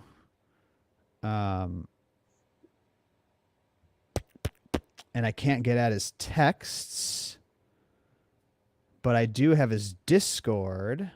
Here, I'll message him on Discord. Hey, buddy. You ready? Rugged. We need producer Rugged in studio, man. That's what we need. Okay, let me put on something. I'm going to put on this one. I like this one. All right. And we're going to smoke a little bong. I mean, water pipe, tobacco water pipe. We're going to have some of this. And then I might have to eat a little salami and cracker. Should we do a little mukbang? No, Nick just got here. He saved me from the mukbang. Hey, my man, Nick. I'll see you in a second, Jay. What's up, man? How you doing? Yeah, hey, Jordan. I'm doing pretty well. How are you? We're surviving, man. We're 3 hours in. I can tell. Yeah, 3 hours. I just logged on and I was like, whoa, Jordan's been going for quite a while now. Yeah, that's exactly I've right. also been going, just in case you can't tell by the way that I look. I've been going for quite a while on the extended 420 celebration. It's still 420 where I'm at, just so that we're clear. So how was 420 for you? Fun? I don't remember. You don't? I don't recall, actually. It was good. Yeah, it was good. I had a chance to actually do a little bit of yard work outside yesterday. It was nice. I planted some dianthus, and we're getting a little bit of like raspberries, blackberries, boysenberries. Oh, like nice, that. dude. So I love that. it was nice. Yeah. Using the rooted leaf on them, of course, right? Yeah. I gave them a little bit of root anchor, of course, for the transplant. I also compost all the tea that I drink. I'll just keep the loose leaves and I'll just dump them directly outside. It makes really good compost, green compost that I find you don't have to break down very far, because when you brew the loose leaf tea, the actual size of it is it's such a big leaf that when you put it directly in the soil, it automatically increases the physical porosity of the soil. Like it makes it so much fluffier. Whoa. So the worms immediately come in. Yeah, I mean, it's pretty remarkable how fast the worms come in. I will say, not, I'm not hating on coffee, but the difference with coffee is ground down, right? And so when it tends to compact in the soil, and so you need something to kind of increase that particle size. But when you have loose leaf tea, it works totally different. Yeah, dude, I love that. Yeah. What else could be delivered by the tea that we love? You just talked about like different flavonoids being used as chelating agents. That kind of blew my mind. Yeah, I just made a post recently. Actually, you and I had talked about it first on the previous episode where I mentioned that we're putting aronia berry on the label for solar rain. And the reason for that specifically is because these anthocyanins, which give plants their purple pigments, they have a variety of different properties, right? It's hard to say exactly what anthocyanins do, but a lot of the attributed functions are things like it's a sunscreen, so it can soak up excess heat. It's also an antifreeze, so that when the temperatures drop, and people who drop their temperatures, towards the late to end stages of flowering know this very well, you can kind of bring that purple pigmentation out, and the plant's doing that. And it also in some cases helps deter some would-be predators. So there's a variety of different functions depending on what we're talking about, but specifically in the context of how it interacts with minerals like magnesium or calcium or potassium, it's very interesting because anthocyanins can actually be chelating agents. They can be complexing really agents cool, that particularly used for foliar sprays, which is why it's in solar rain. You apply it as a foliar spray, and that anthocyanin complex itself, the plants would produce and accumulate in the leaf surface anyways. So it makes a lot of sense to put it in a foliar spray. You apply it to the plants, and then whatever they want to use the magnesium for, a variety of different. So if you did see like people watering with their hash water, for instance, how you get all that purple stain out in the hash water, and some people take that and put it in their garden, you're saying there actually could be benefits to that? Yes, the thing about anthocyanins is that their primary benefit is intracellular, meaning it's inside of the plant. When you put it outside of the plant, like you've got hash water and then you water into the soil, the problem with that is that the oxygen in the atmosphere will naturally oxidize that pigment, and it will break down. But so you're going to get less of the primary benefits of the anthocyanin itself, but you will nevertheless, as the molecule degrades in the soil, a variety of microbes come in. Usually when we're talking about the purple hash water, we also have to factor in the fact that it foams a lot, right? The reason that it foams is because the purple pigment itself, that anthocyanin molecule, that phenolic pigment, not soluble in water. So how are we washing it out with the water, right? That's the next natural question. And the answer is that plants have this technique called glycosylation, which is where they take two sugars, basically, or maybe multiple sugars, and they kind of do this like molecular welding, so to speak. So they find there's particular sites along the anthocyanin, which again is not soluble in water. It's a phenolic compound. It actually is like it repels from water pretty fast. Plants have to find a way to solubilize it. If they're making a sunscreen, it makes sense to try to spread that sunscreen all across the plant and put it in a water-soluble form, because there's always water flowing through the plant, always tons and tons of water being taken up. So if the plants can introduce something into the water stream and have it passively disperse across the whole plant, it's a very useful strategy for mobilizing something that's otherwise insoluble, which is kind of like a chelate, which we may get into. But with the anthocyanins in particular, the sugars themselves are attached in a way that makes them very soluble, but those sugars also create this property of foaming in the wash. So when you extract when you wash your flowers and you extract all the stuff and you separate that water insoluble stuff, the water soluble stuff, the water soluble fraction always. Something just happened to your microphone, Nick. For some reason, your audio is cutting out. Uh-oh. Okay, now it's better.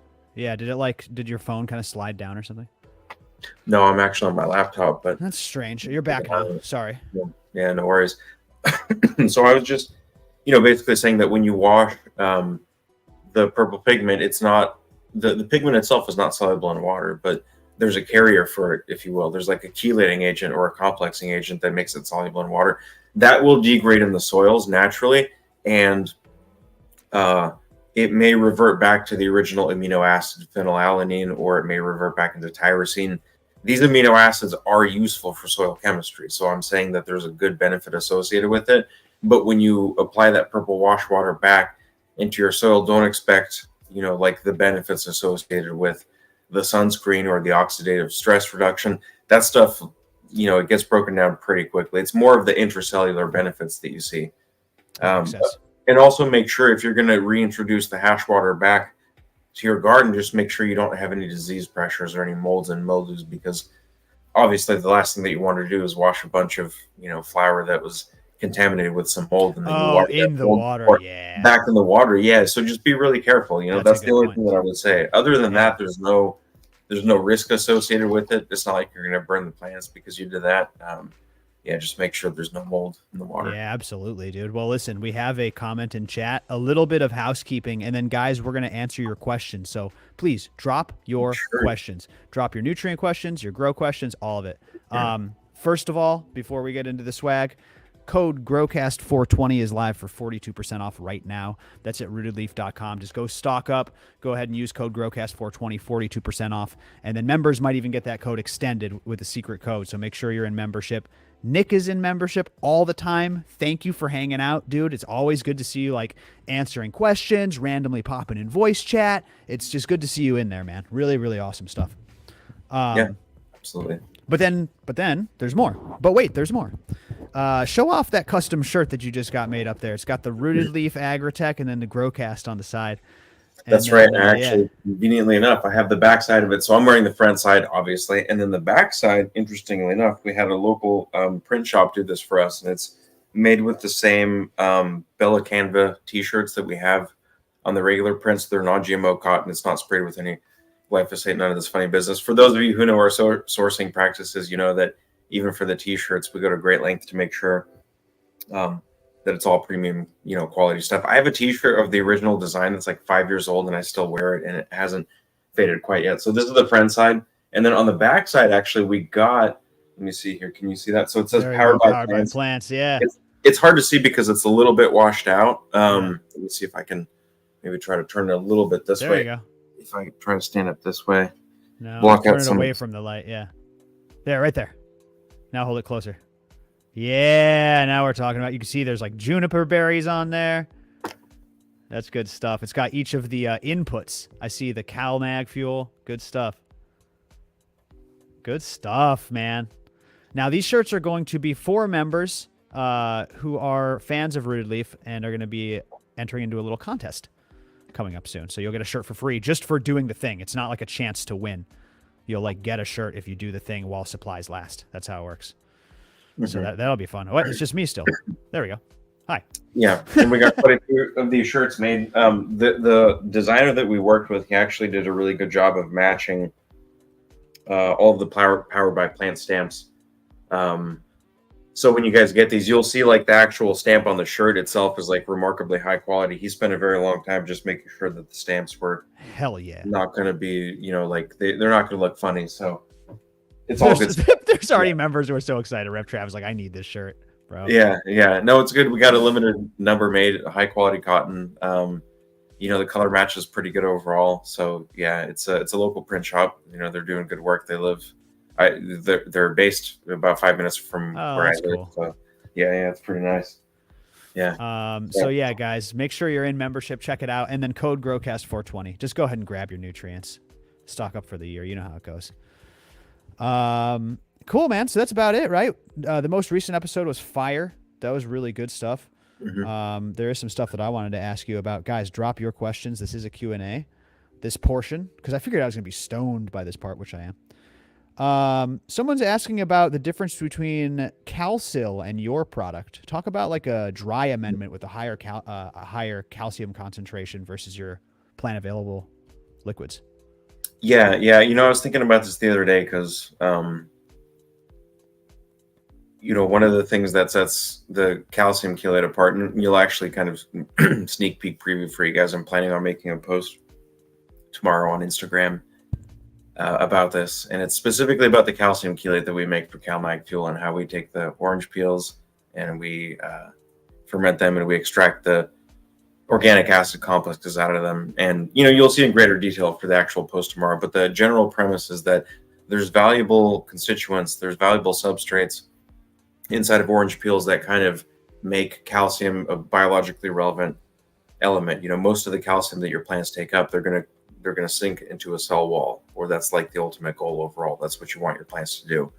There's a small pool of calcium that's reserved for staying soluble, and these calcium pools tend to be kind of concentrated in particular organelles in the cells. We actually went through this on our episode on calcium. It's in the mitochondria and in the chloroplasts, which primarily are involved in energy production for the plant. And so it makes sense that if we're thinking about calcium like a signaling element, it makes sense why the power producing factories would have large concentrations, or relatively large. They're still actually quite small when compared to even magnesium and potassium. But these pools of calcium tend to be quite small, but they're there for the plants in case they need to do things like the calcium waves that we had talked about in that episode. So the calcium chelate that we make, one of the beneficial qualities of it is that it's complexed in this organic acid form with a pectic acid residue that's derived from the orange peels themselves,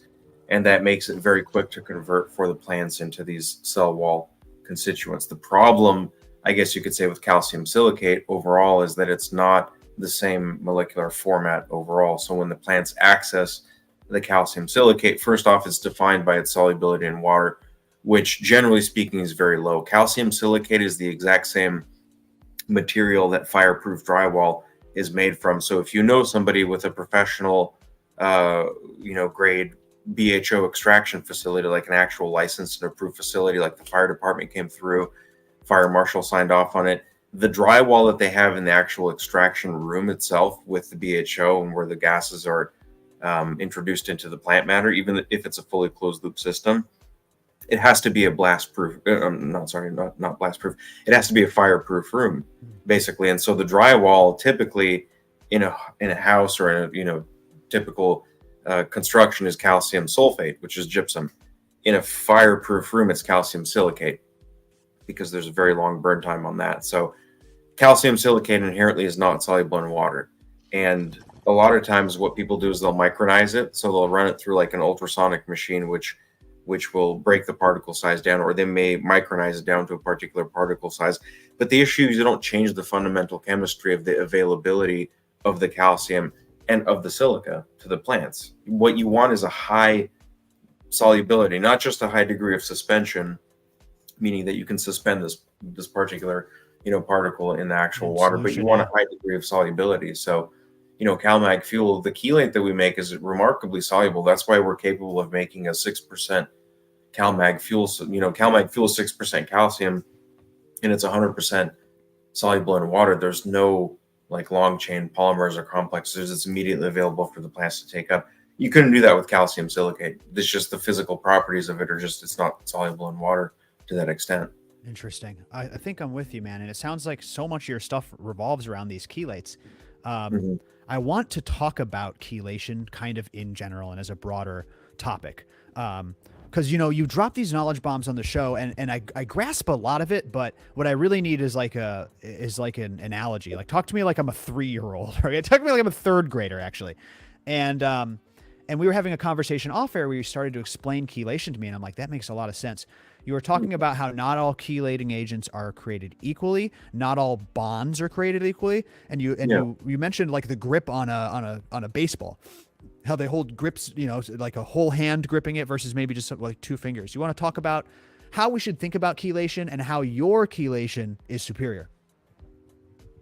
Yeah, for sure. And I think the general thing, like the chelation chemistry itself, is kind of like almost a field in terms of scientific study. Like, people spend a very long time characterizing what are the actual things that we're talking about when we're dealing with chelation chemistry. Like, what are the minerals that are involved?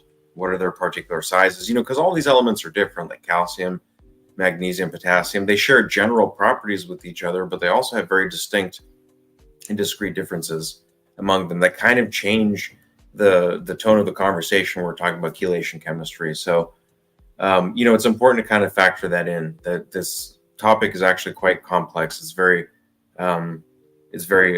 well characterized, I will say. Now, when most people talk about chelation chemistry, usually what they're talking about is how do we make these elements or these nutrients more available for plants to take up. You want to chelate because it makes the element more soluble in water, and therefore your plants can take it up and process it. That's one sort of step associated with chelation chemistry, is just making it more soluble in water. But there's also something to be said about the chelating agent itself participating with the sort of natural biological processes that are involved in processing the element that you made more soluble. You know, if your issue is calcium or a micronutrient, which oftentimes the micronutrients themselves are chelated. So let's just talk about iron and copper. Let's say your soil chemistry is not very conducive for iron and copper uptake. So you may want a chelated form of these elements. So a chelating agent in that case would make the element more available for the plants to take up. But the next question is, once that element has been taken up in its chelated form, can the plants act on that compound to break it down and separate the sort of the chelating agent from the chelate itself? And this is where I think a lot of the synthetic chelates kind of struggle, like EDTA and DTPA, and even to some extent EDDHA, although it's a lot more low molecular weight, and so it can be broken down by plants a little bit more readily. But the problem with a lot of these synthetic chelating agents is that the plants don't recognize them. They have no molecular tools to be able to break them down. And so, yes, the chelating agent can make the element more soluble, but it doesn't do anything as far as increasing the availability for the plant to actually be able to incorporate into its biological processes, you know? That makes sense to me. You talk about your organic acid chelates being also utilized. They do more than just chelate. They're then utilized by the plant, recognized by the plant, utilized by the plant. I'm there. I'm locked in there. This EDTA stuff and all of these ones that people worry about running off into waterways and all sorts of stuff, more persistent, not utilized by the plant. I'm there. I'm 100% there. I guess it's more about like how this chelating agent grabs onto something, maybe yours specifically, if you want to talk about how it acts, and then and basically what happens from there. Yeah. Yeah. So like the way that elements, depending on, calcium and magnesium and potassium, those are kind of like the three most relevant minerals when we're talking about kind of chelation chemistry at large. And then some of the other micro elements might, kind of factor into that. But the reason that I bring up calcium and magnesium and potassium specifically is because a lot of people you may have heard, people refer to it as like monovalent and divalent cations. Cation means it's positively charged. And then monovalent, like potassium is monovalent, meaning it just has like one valence electron that it, like the way that potassium becomes satisfied in kind of a stable format in solution in the water is that it just basically needs to make one connection. Needs a bond with something. Yeah, so just like a single connection point, basically. And so the number of connection points is actually kind of a relevant property here. And I'm kind of, trying to build off of that. But potassium is monovalent, meaning it just needs this one connection point to satisfy its sort of need for making a stable structure in solution. When we're talking about calcium and magnesium, those are divalent cations. And so now, because they have these two sites at which they need to be satisfied, they can kind of make this actual true chelate. So a chelating agent itself is defined partially by what's called polydenticity, and denticity just means that you have multiple binding sites, points of connection, where you have a chelating agent connecting to a single element like calcium at two distinct points. Mm-hmm. In potassium, because that's only monovalent and it only makes one connection, technically you can't chelate potassium. It's referred to as a complex. Whoa. In terms of like just in its chemistry, right? They're chelation chemistry and complex in chemistry. These are kind of two different things. But when you have potassium that's complexed, because it only has that one site at which it connects or that one point at which it connects, it's a lot more susceptible to kind of breaking off or breaking down or decomposing. When you have calcium and magnesium, which have two distinct sites, those molecular bonds are a lot stronger. This is referred to as the stability constant, which is how strong of a bond does that element have to that particular chelating agent. So when you have synthetic chelating agents, the problem is that the stability constant is a little bit too high, meaning the plants have to expend a ton of energy in order to actually break that grip off of the molecule itself. What you want to do is try to figure out what's a two-step function in terms of being able to create a soluble form of the element that does not have a very high stability constant, because then it's very easy for the plants to break down. But because it's so soluble in water, it can be rapidly uptaken. And even as the soil dehydrates, that particular form of the element is going to stay more soluble in water. So like the calcium chelate that we make using the fermented orange peels, that tends to stay very soluble in water. And it also has a very low stability constant, I guess you could say, in the sense that when plants take it up, it's not a very complex bond for them to break down. They don't have to expend a bunch of energy to break it down. In fact, the organic acid itself is quite rapidly assimilated into primary plant metabolism. Like plants naturally have tools that they can use to break it down.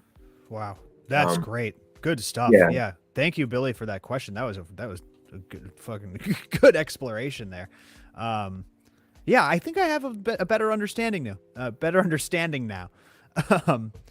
Yeah, so it's funny. I just see all these different chelating agents, and you talk about these organic acids. You know, like clearly this is I don't want to say the secret sauce of your formula, but it seems like it plays a big role into the rooted leaf nutrient program. You know, so yeah, the chelates that we make, because the organic acid residues are anionic and they're negatively charged, they have the ability to hold on to these positively charged cations like calcium and magnesium and potassium in a way that satisfies their need for stability to make these stable complexes.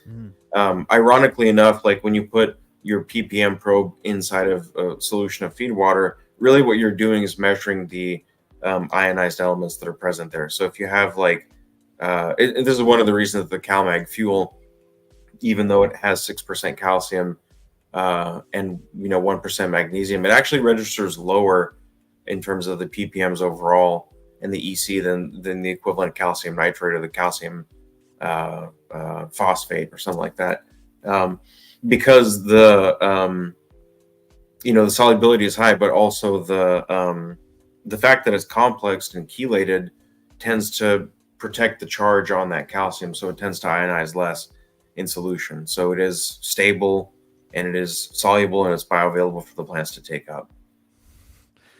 Sorry, chat just distracted me at the very end of that. That was good. Yeah. That was very eye-opening. Chat trying to make me break here.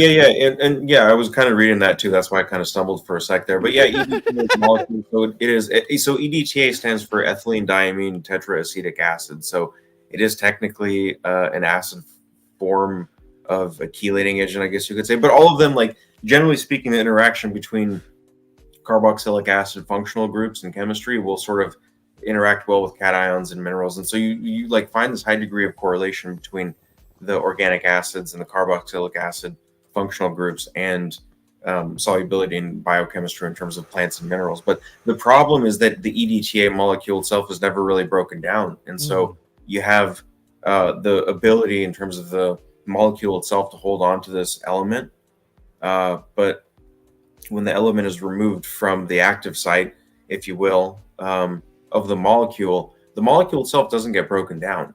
And so there's this sort of charge imbalance that's created in the plants. And this is why you see EDTA kind of pass through biological systems. EDTA doesn't get broken down in biological systems. EDTA passes through biological systems. And this is kind of a problem because when you have a chelating agent, its potential will always be there. The only way to remove the potential of a chelating agent from participating in chelation chemistry is to remove the chelating agent from the equation altogether, right? So if you break down an organic acid like a citric acid or an acetic acid, so the citric acid enters the mitochondria for the Krebs cycle, or for the acetic acid, it becomes incorporated into the cell walls as a polysaccharide or an acetylated polysaccharide, which is a natural sink for plants. You remove the ability of this chelating agent to participate in the chelation chemistry. And so plants have this sort of buffer and this equilibrium that becomes established between their ability to kind of like hold on to a mineral to a certain extent, high concentration of it. And then once that chelating agent is no longer needed, it just gets repurposed into something else. But the same cannot be said of EDTA and DTPA and all this stuff. If you look at the history of these molecules, actually, they are more like EDTA and these synthetic chelating agents. Initially were synthesized for the purpose of like there's a step during paper making where they bleach the pulp of the wood itself while it's still like sort of a complex mixture. And it's in the bleaching process that a lot of the metal ions tend to come out, and they interact with the bleaching agents or the oxidizing agents in a way that decreases the ability of these agents to function, so they don't end up with like the white paper at the very end of the manufacturing line. They end up with something that looks a little bit darker and murkier. And nobody that goes to Staples and Office Depot wants to buy like off-brown printer paper, right? Everybody wants, like very white, clean printer paper. And so chelating agents like EDTA and DTPA were originally made. Asco Nobel is one of the original companies that did this. They made these compounds specifically to inhibit these metal ions from interfering with the oxidation chemistry of bleaching paper. So this is what they're used for. They have the ability to hold on to these cations and prevent them from interacting in these natural processes. And so this is an interesting, parallel application here, because in plants, yes, EDTA holds on to things in terms of it's soluble in water, and plants can take it up across a variety of pH ranges. But the issue again is that, so what? It doesn't interact. Yeah, it's soluble, but it doesn't interact with the plants. And this is why the chelates themselves, like EDTA, they tend to not satisfy the micronutrient requirements, of a lot of these elements when they're, applied. I don't know. I think I may have lost you there, Jordan. You kind of vanished for a sec. I'm flying solo here. Oh boy, what do we do?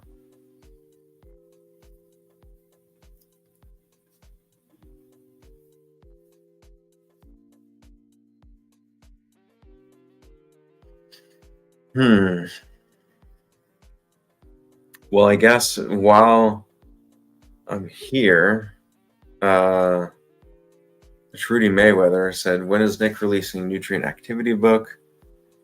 I am working on a book right now. I've given a lot of presentations over the past probably like 1 to 2 years, kind of comparing the way that plants work with car engines. And I may have actually, some of you may have seen this in the Discord. I posted the table of contents, and I kind of broke down like the function of all of these elements as they relate to the way that plants grow. Do a giveaway, that's funny. So yeah, I mean, we're probably going to launch that the first week of May. I'd say probably the second week of May at the latest. Right now, the first half of the book is being reviewed. It's being reviewed by somebody that specializes in this stuff. We're not, hey, look at that. One of my guests is back to join me here. We have Jordan River with Growcast. Welcome back, Jordan. It's nice to see you here. Oh man, my shit's all fucked up. You need to give me you need to hold over the show for a minute. Let's see here. I can disable my camera. Can you hear me? Yep, I can hear you. Oh, is my audio good? Your audio is good. It's a little bit, it's cutting in and out. Okay. All right. That makes sense. Yeah, there's like a full system meltdown over here. That's not good, man. Yeah. It's like it wouldn't be a YouTube stream without some sort of major technical difficulties. So Nick, I saw a question in chat about surfactants and your favorite wetting agent. And it was specifically a question about this Quihila extract, or things like what was the other one they said? Yucca? Yeah. Give me a riff on surfactants that I may or may not be here to listen to as I try to fix this disaster. Sure. Well, we just surfactants are an easy one to talk about now that we just kind of discussed chelation chemistry, because there's I think Jordan left, but no, I'm here. So, I may be here, I may not. Go ahead. Just riff like I'm here, Nick. I'm right here with you in spirit. So think about there's a metaphor and an analogy that helps. If you have a bunch of like dirt and grease, doesn't matter if you're a car mechanic, you were working on your car, or if you're a gardener and you're working outside with your bare hands, you know that when you come inside, your hands are really dirty. You can't just use plain water to wash it off. Oftentimes it helps to have soap present. And so effectively what you're doing in a certain way, like when we're talking about chelation chemistry, the purpose of a chelating agent is to make a particular element more available to take up, meaning it's more soluble in water. So every time that you water the soil, if you have a chelating agent present in the soil, or if you have good chelation capacity in the soil chemistry, really what that means is every time there's an influx of water, you're making these elements like these minerals, these cations, calcium, potassium, and magnesium, you're making them more available for the plants to take up, to the exact same extent that when you wash your hands after you work either in the garden or on your car, you're taking the dirt and the grime and all the stuff that's kind of like greasy and oily and not soluble in water, and you're introducing soap in order to make it soluble in water. So the function of a chelating agent as it relates to minerals and mineral nutrition for plants is analogous to when we're talking about surfactants and washing stuff like dirt and grease off of our hands. There's a very strong bridge between the two of them as far as how you understand it. So surfactants, oftentimes when we're talking about water insoluble compounds, really what we're talking about is modifying the surface area of those molecules. If they have really poor solubility in water and they exist in aggregates that are clumped up really close, tight together, that aggregate itself may exhibit this bulk property of not being soluble in water. And so what we're trying to do when we introduce a surfactant or a saponin or something like that is to really increase the surface area and to spread it out so that instead of this bulk aggregate, we have more of like a spread out sort of form of this compound. And by spreading it out, now as a result of increasing its surface area, every time that we surround it with a water molecule, we can do something like increase its solubility. And it may be slight and maybe very minor, but when these properties kind of stack up on a macro molecular level, we start to see certain behaviors change in the bulk properties. Now all of a sudden we're not dealing with these aggregates of insoluble compounds. We're dealing with maybe like something that's been suspended in the water. It has increased surface area. There's more water molecules interacting with it. They can kind of pull it into solution and help it become more and more soluble. When we're talking specifically about minerals, like calcium, magnesium, and potassium, surfactants won't really change the solubility of these elements. And this is one of the important things that I want to try to point out to people and emphasize is that you can't add a surfactant or a saponin and expect the chemical properties of a compound to change. If you have calcium sulfate in the soil, like gypsum, if you mend that into the soil, you may add saponins and surfactants. Saponins, being derived from quilaha and from yucca, as well as other plants. This won't change the chemical property of the gypsum itself. It will not make it more soluble in water. But what it will do is potentially change the way that the water molecules surrounding particular aggregates or clumps interact, and that could eventually lead to an increase in solubility, but it's not a direct phenomenon. So you're not really going to find compounds like the elements, calcium, magnesium, potassium, so on and so forth. They won't become more soluble in water to a significant extent, but you may find other compounds being increase, they increase in solubility quite a bit. And this is where we actually get to sort of the more intricate layers of what is a saponin, what is a surfactant that's produced by plants. Saponins themselves are basically like molecular sandwiches. You have an insoluble aglycone portion, which is the center of the molecule, so to speak. It's like the meat and the cheese of the sandwich. And then you have pieces of bread on the sandwich. Those pieces of bread are the sugar units. And like we were talking about with anthocyanins, I said anthocyanins, that central molecule itself, oftentimes it's a flavillum cation, or which is the derivative of all the anthocyanins, but it's usually a phenolic structure that's based on a flavillum cation. And the structure itself is not soluble in water. And so plants have to take sugar units and they have to attach the sugar units onto something that's not soluble in water. And this is the same thing of saponins. Plants will produce compounds which are not soluble in water, and they try to figure out how to make it soluble in water. And the answer for that is let's just attach some sugar units to this molecule in order to make it soluble in water. This enzymatic strategies referred to as glycosylation. A lot of insoluble compounds are glycosylated in order to make them soluble. But this is what is happening is the insoluble portion itself being attached to the sugar units oftentimes gives us the idea or the perception that this is one molecule, but in reality, these are complex molecules. They have a couple of distinct portions that are manufactured from different pathways, if that kind of makes sense. So you have like the phenolic, phenylpropanoid pathway giving rise to the phenolic core, and then you have a different fork in the carbon metabolism pathway altogether, leading to the production of the sugars that actually ultimately end up being constituents, I guess you could say, the bread of the molecule overall. So the idea basically is to increase the surface area and to trap the molecules in a more water soluble form.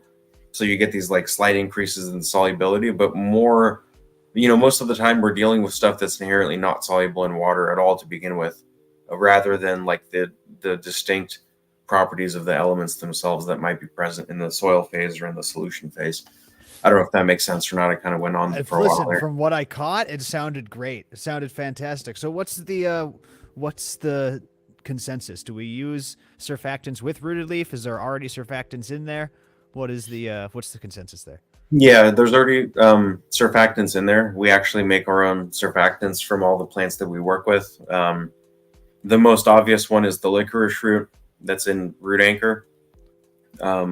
That saponin, and I've talked about it on the show before, the saponin that we're extracting from licorice roots. So it's kind of like, quilaha, the aglycone portion, the water insoluble portion, the center of that molecule happens to be a really nice fungicide. This is why a lot of people see fungicidal properties associated with quilaha saponins. I don't know if you've ever heard that or not. I have not heard that. Is that like a good thing to keep bad stuff away, or is that a bad thing in a living soil bed where you want that fungus?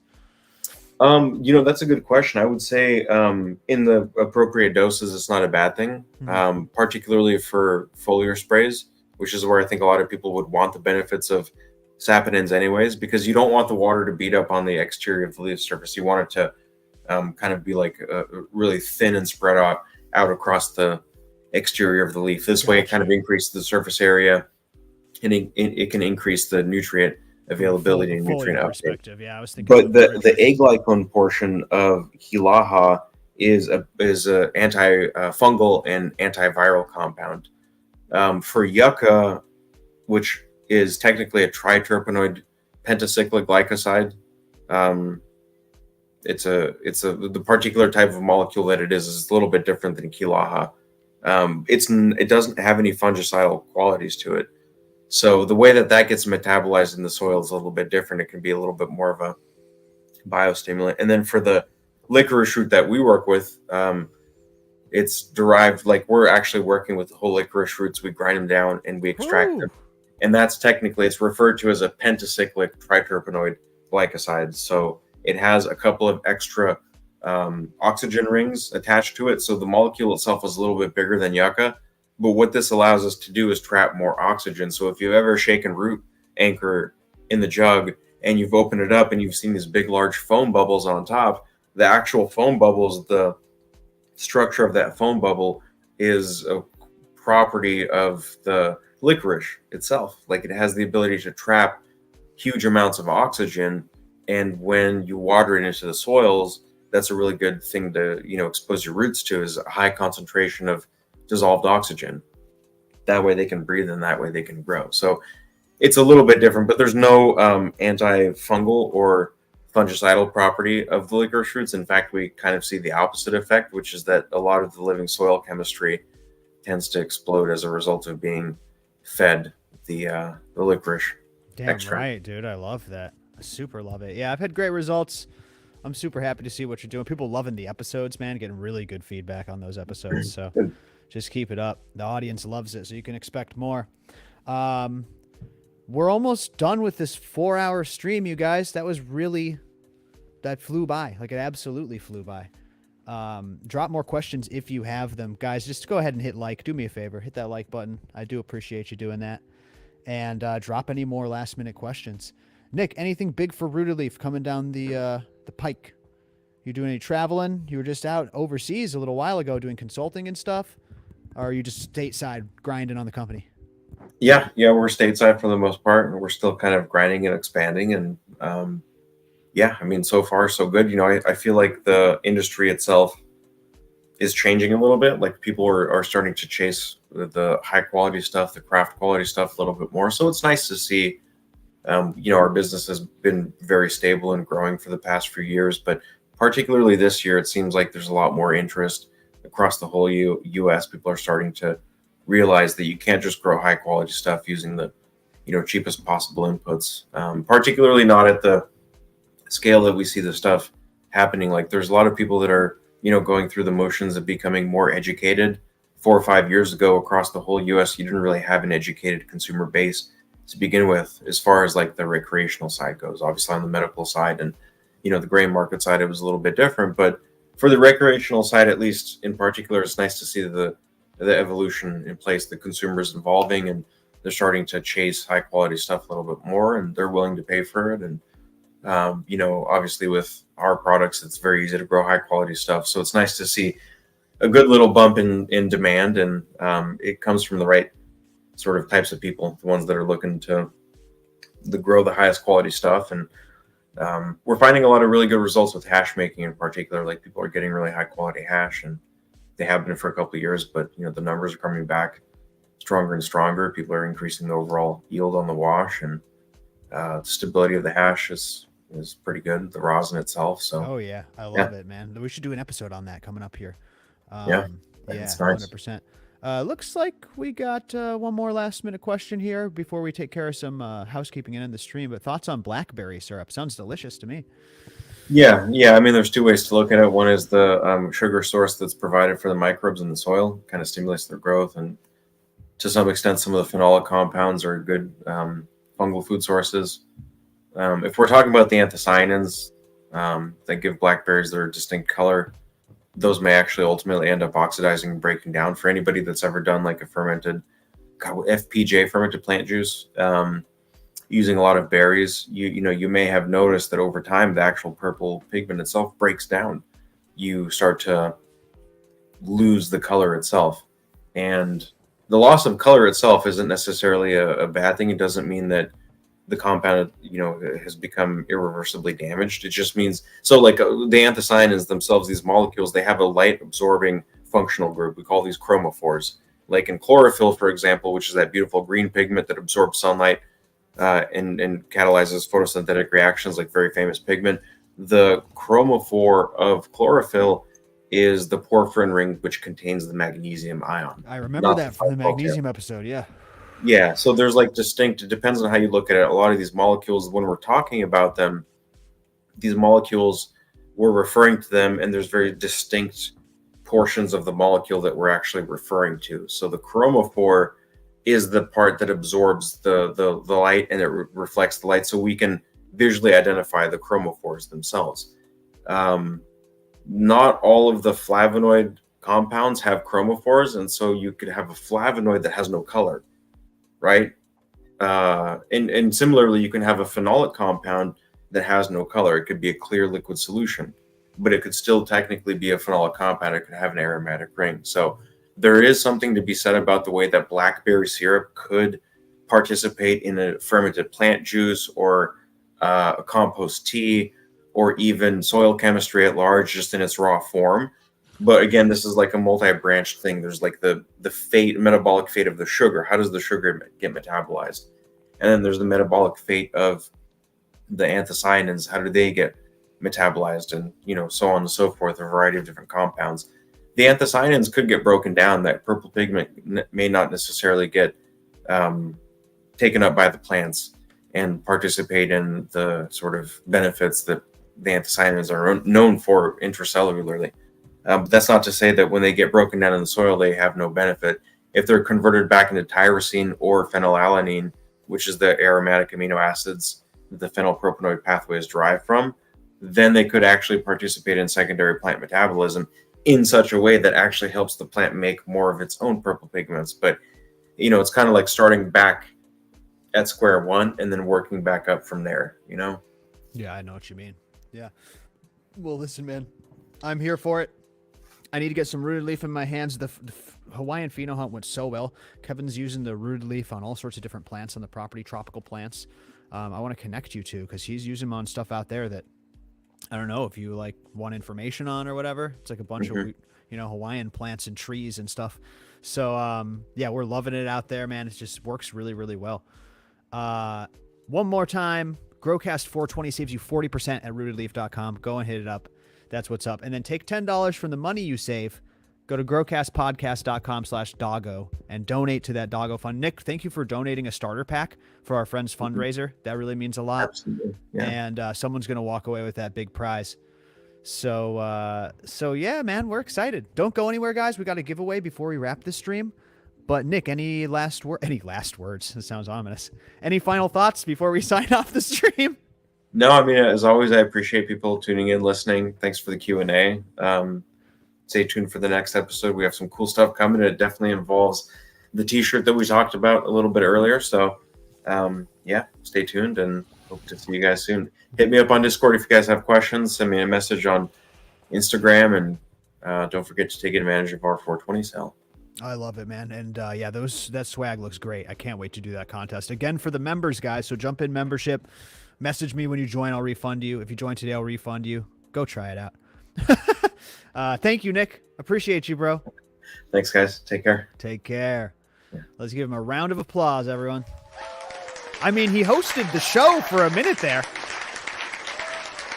The worst part about that was I had Jay behind the scenes. Jay couldn't pitch in and jump in when it was just Nick hosting the show. I wish there was a way that I could do that split screen, but only feature me and Nick, so you didn't see people who were just waiting on audio, because I have to kick Jay back off the microphone. Did you see that, Jay? Did you see the total system meltdown? Yeah, you nailed it. I was listening to you guys, and then I heard him be like, "Oh, I'm hosting the show," and I was gonna jump in and uh-oh, and I was like, "Oh, I'm back." That's why I try to put in the comments. Not the chat, the comments. I try to be do the Q&A or something, but oh my god, that's he did good. a good job. He did a really good job. He just kept going with it. Now Jay's been here before for a total system meltdown, which that time everything just shut down. Literally everything just decided to shut off.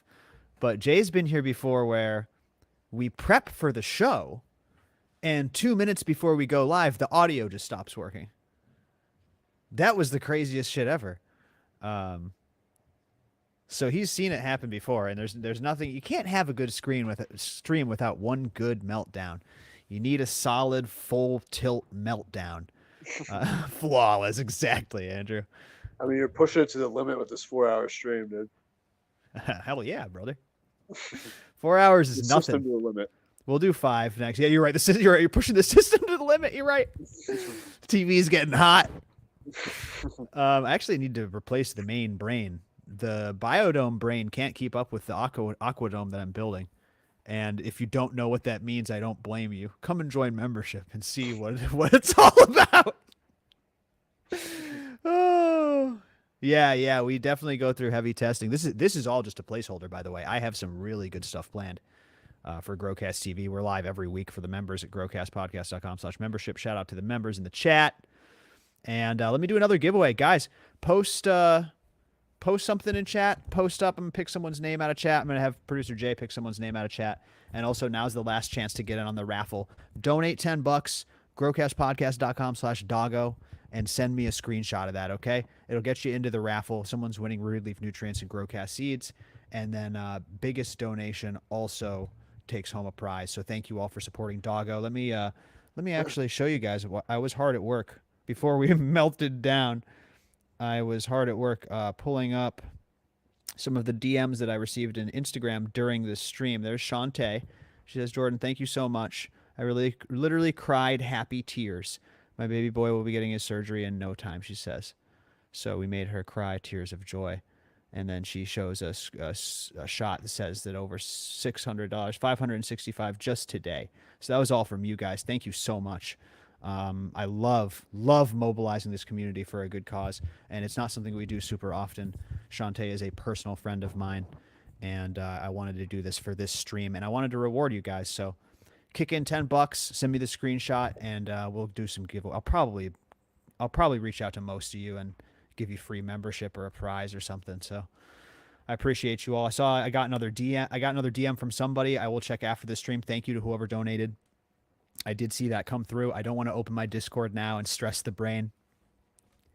And people are hopping out. Don't hop out yet. Here comes the giveaway. Don't hop out yet. Here we go. All right, ready? 3, 2, 1. Bing. Trudy Mayweather. Trudy Mayweather. Trudy was enjoying the Nick interview quite a bit. Congratulations, Trudy. Trudy, have you won before? I've seen your name. But if you have not won, then I'm going to tell you what to do to go to growcastpodcast.com/prizes. growcastpodcast.com/prizes. Gang indeed. And then let me do another one. Jay, pick someone out of chat. Would you pick someone random out of chat? Yeah. Leffy. Earl Effie. I saw that too. Earl Effie. That's what's up. Let me give a round of applause for Earl Effie. That was quick, Jay. You were like ready to go.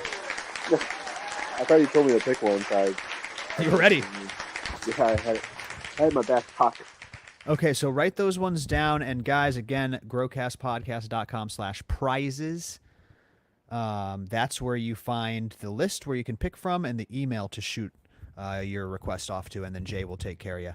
Full-time job producing, just spitting out the prizes. Producer Jay, working hard for the Order of Cultivation, aka Growcast membership.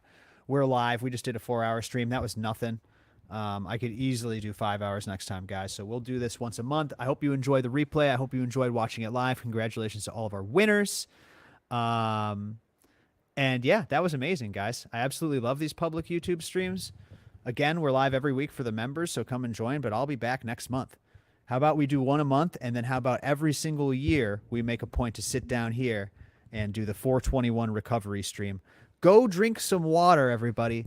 Go drink some water and have a little bit of bone broth, take a nice nap, and recover from 420. So let me give some love to my favorite people in chat. Everybody saying nice things. Thank you, everybody. This was a crazy stream. I can't believe some of you sat through the whole thing. I do appreciate that. And to everybody watching the replays, please go help Doggo. Thank you for everybody who helped. Thank you to all of our guests, the Flowerpharm, Marybeth Sanchez, and Nick and Terp Fiend, and producer Jay, and all of you chat members. Thank you so much. This was awesome to do on YouTube. So let me say goodbye to my favorite people.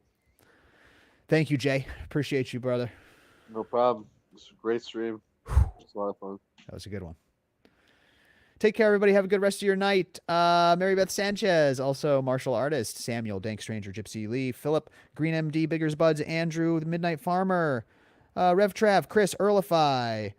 Everybody have a good night out there in Cannabis Land. Gypsy Lee, Hands Cold, Philip, and everybody. Bully Man. Take care. See you soon. Next event is in Oklahoma City this weekend. I'll see you there. DM me if you got any questions. Come and join us in membership. And most importantly, be safe out there, everybody. And grow smarter, I guess. See you members on the next Growcast TV.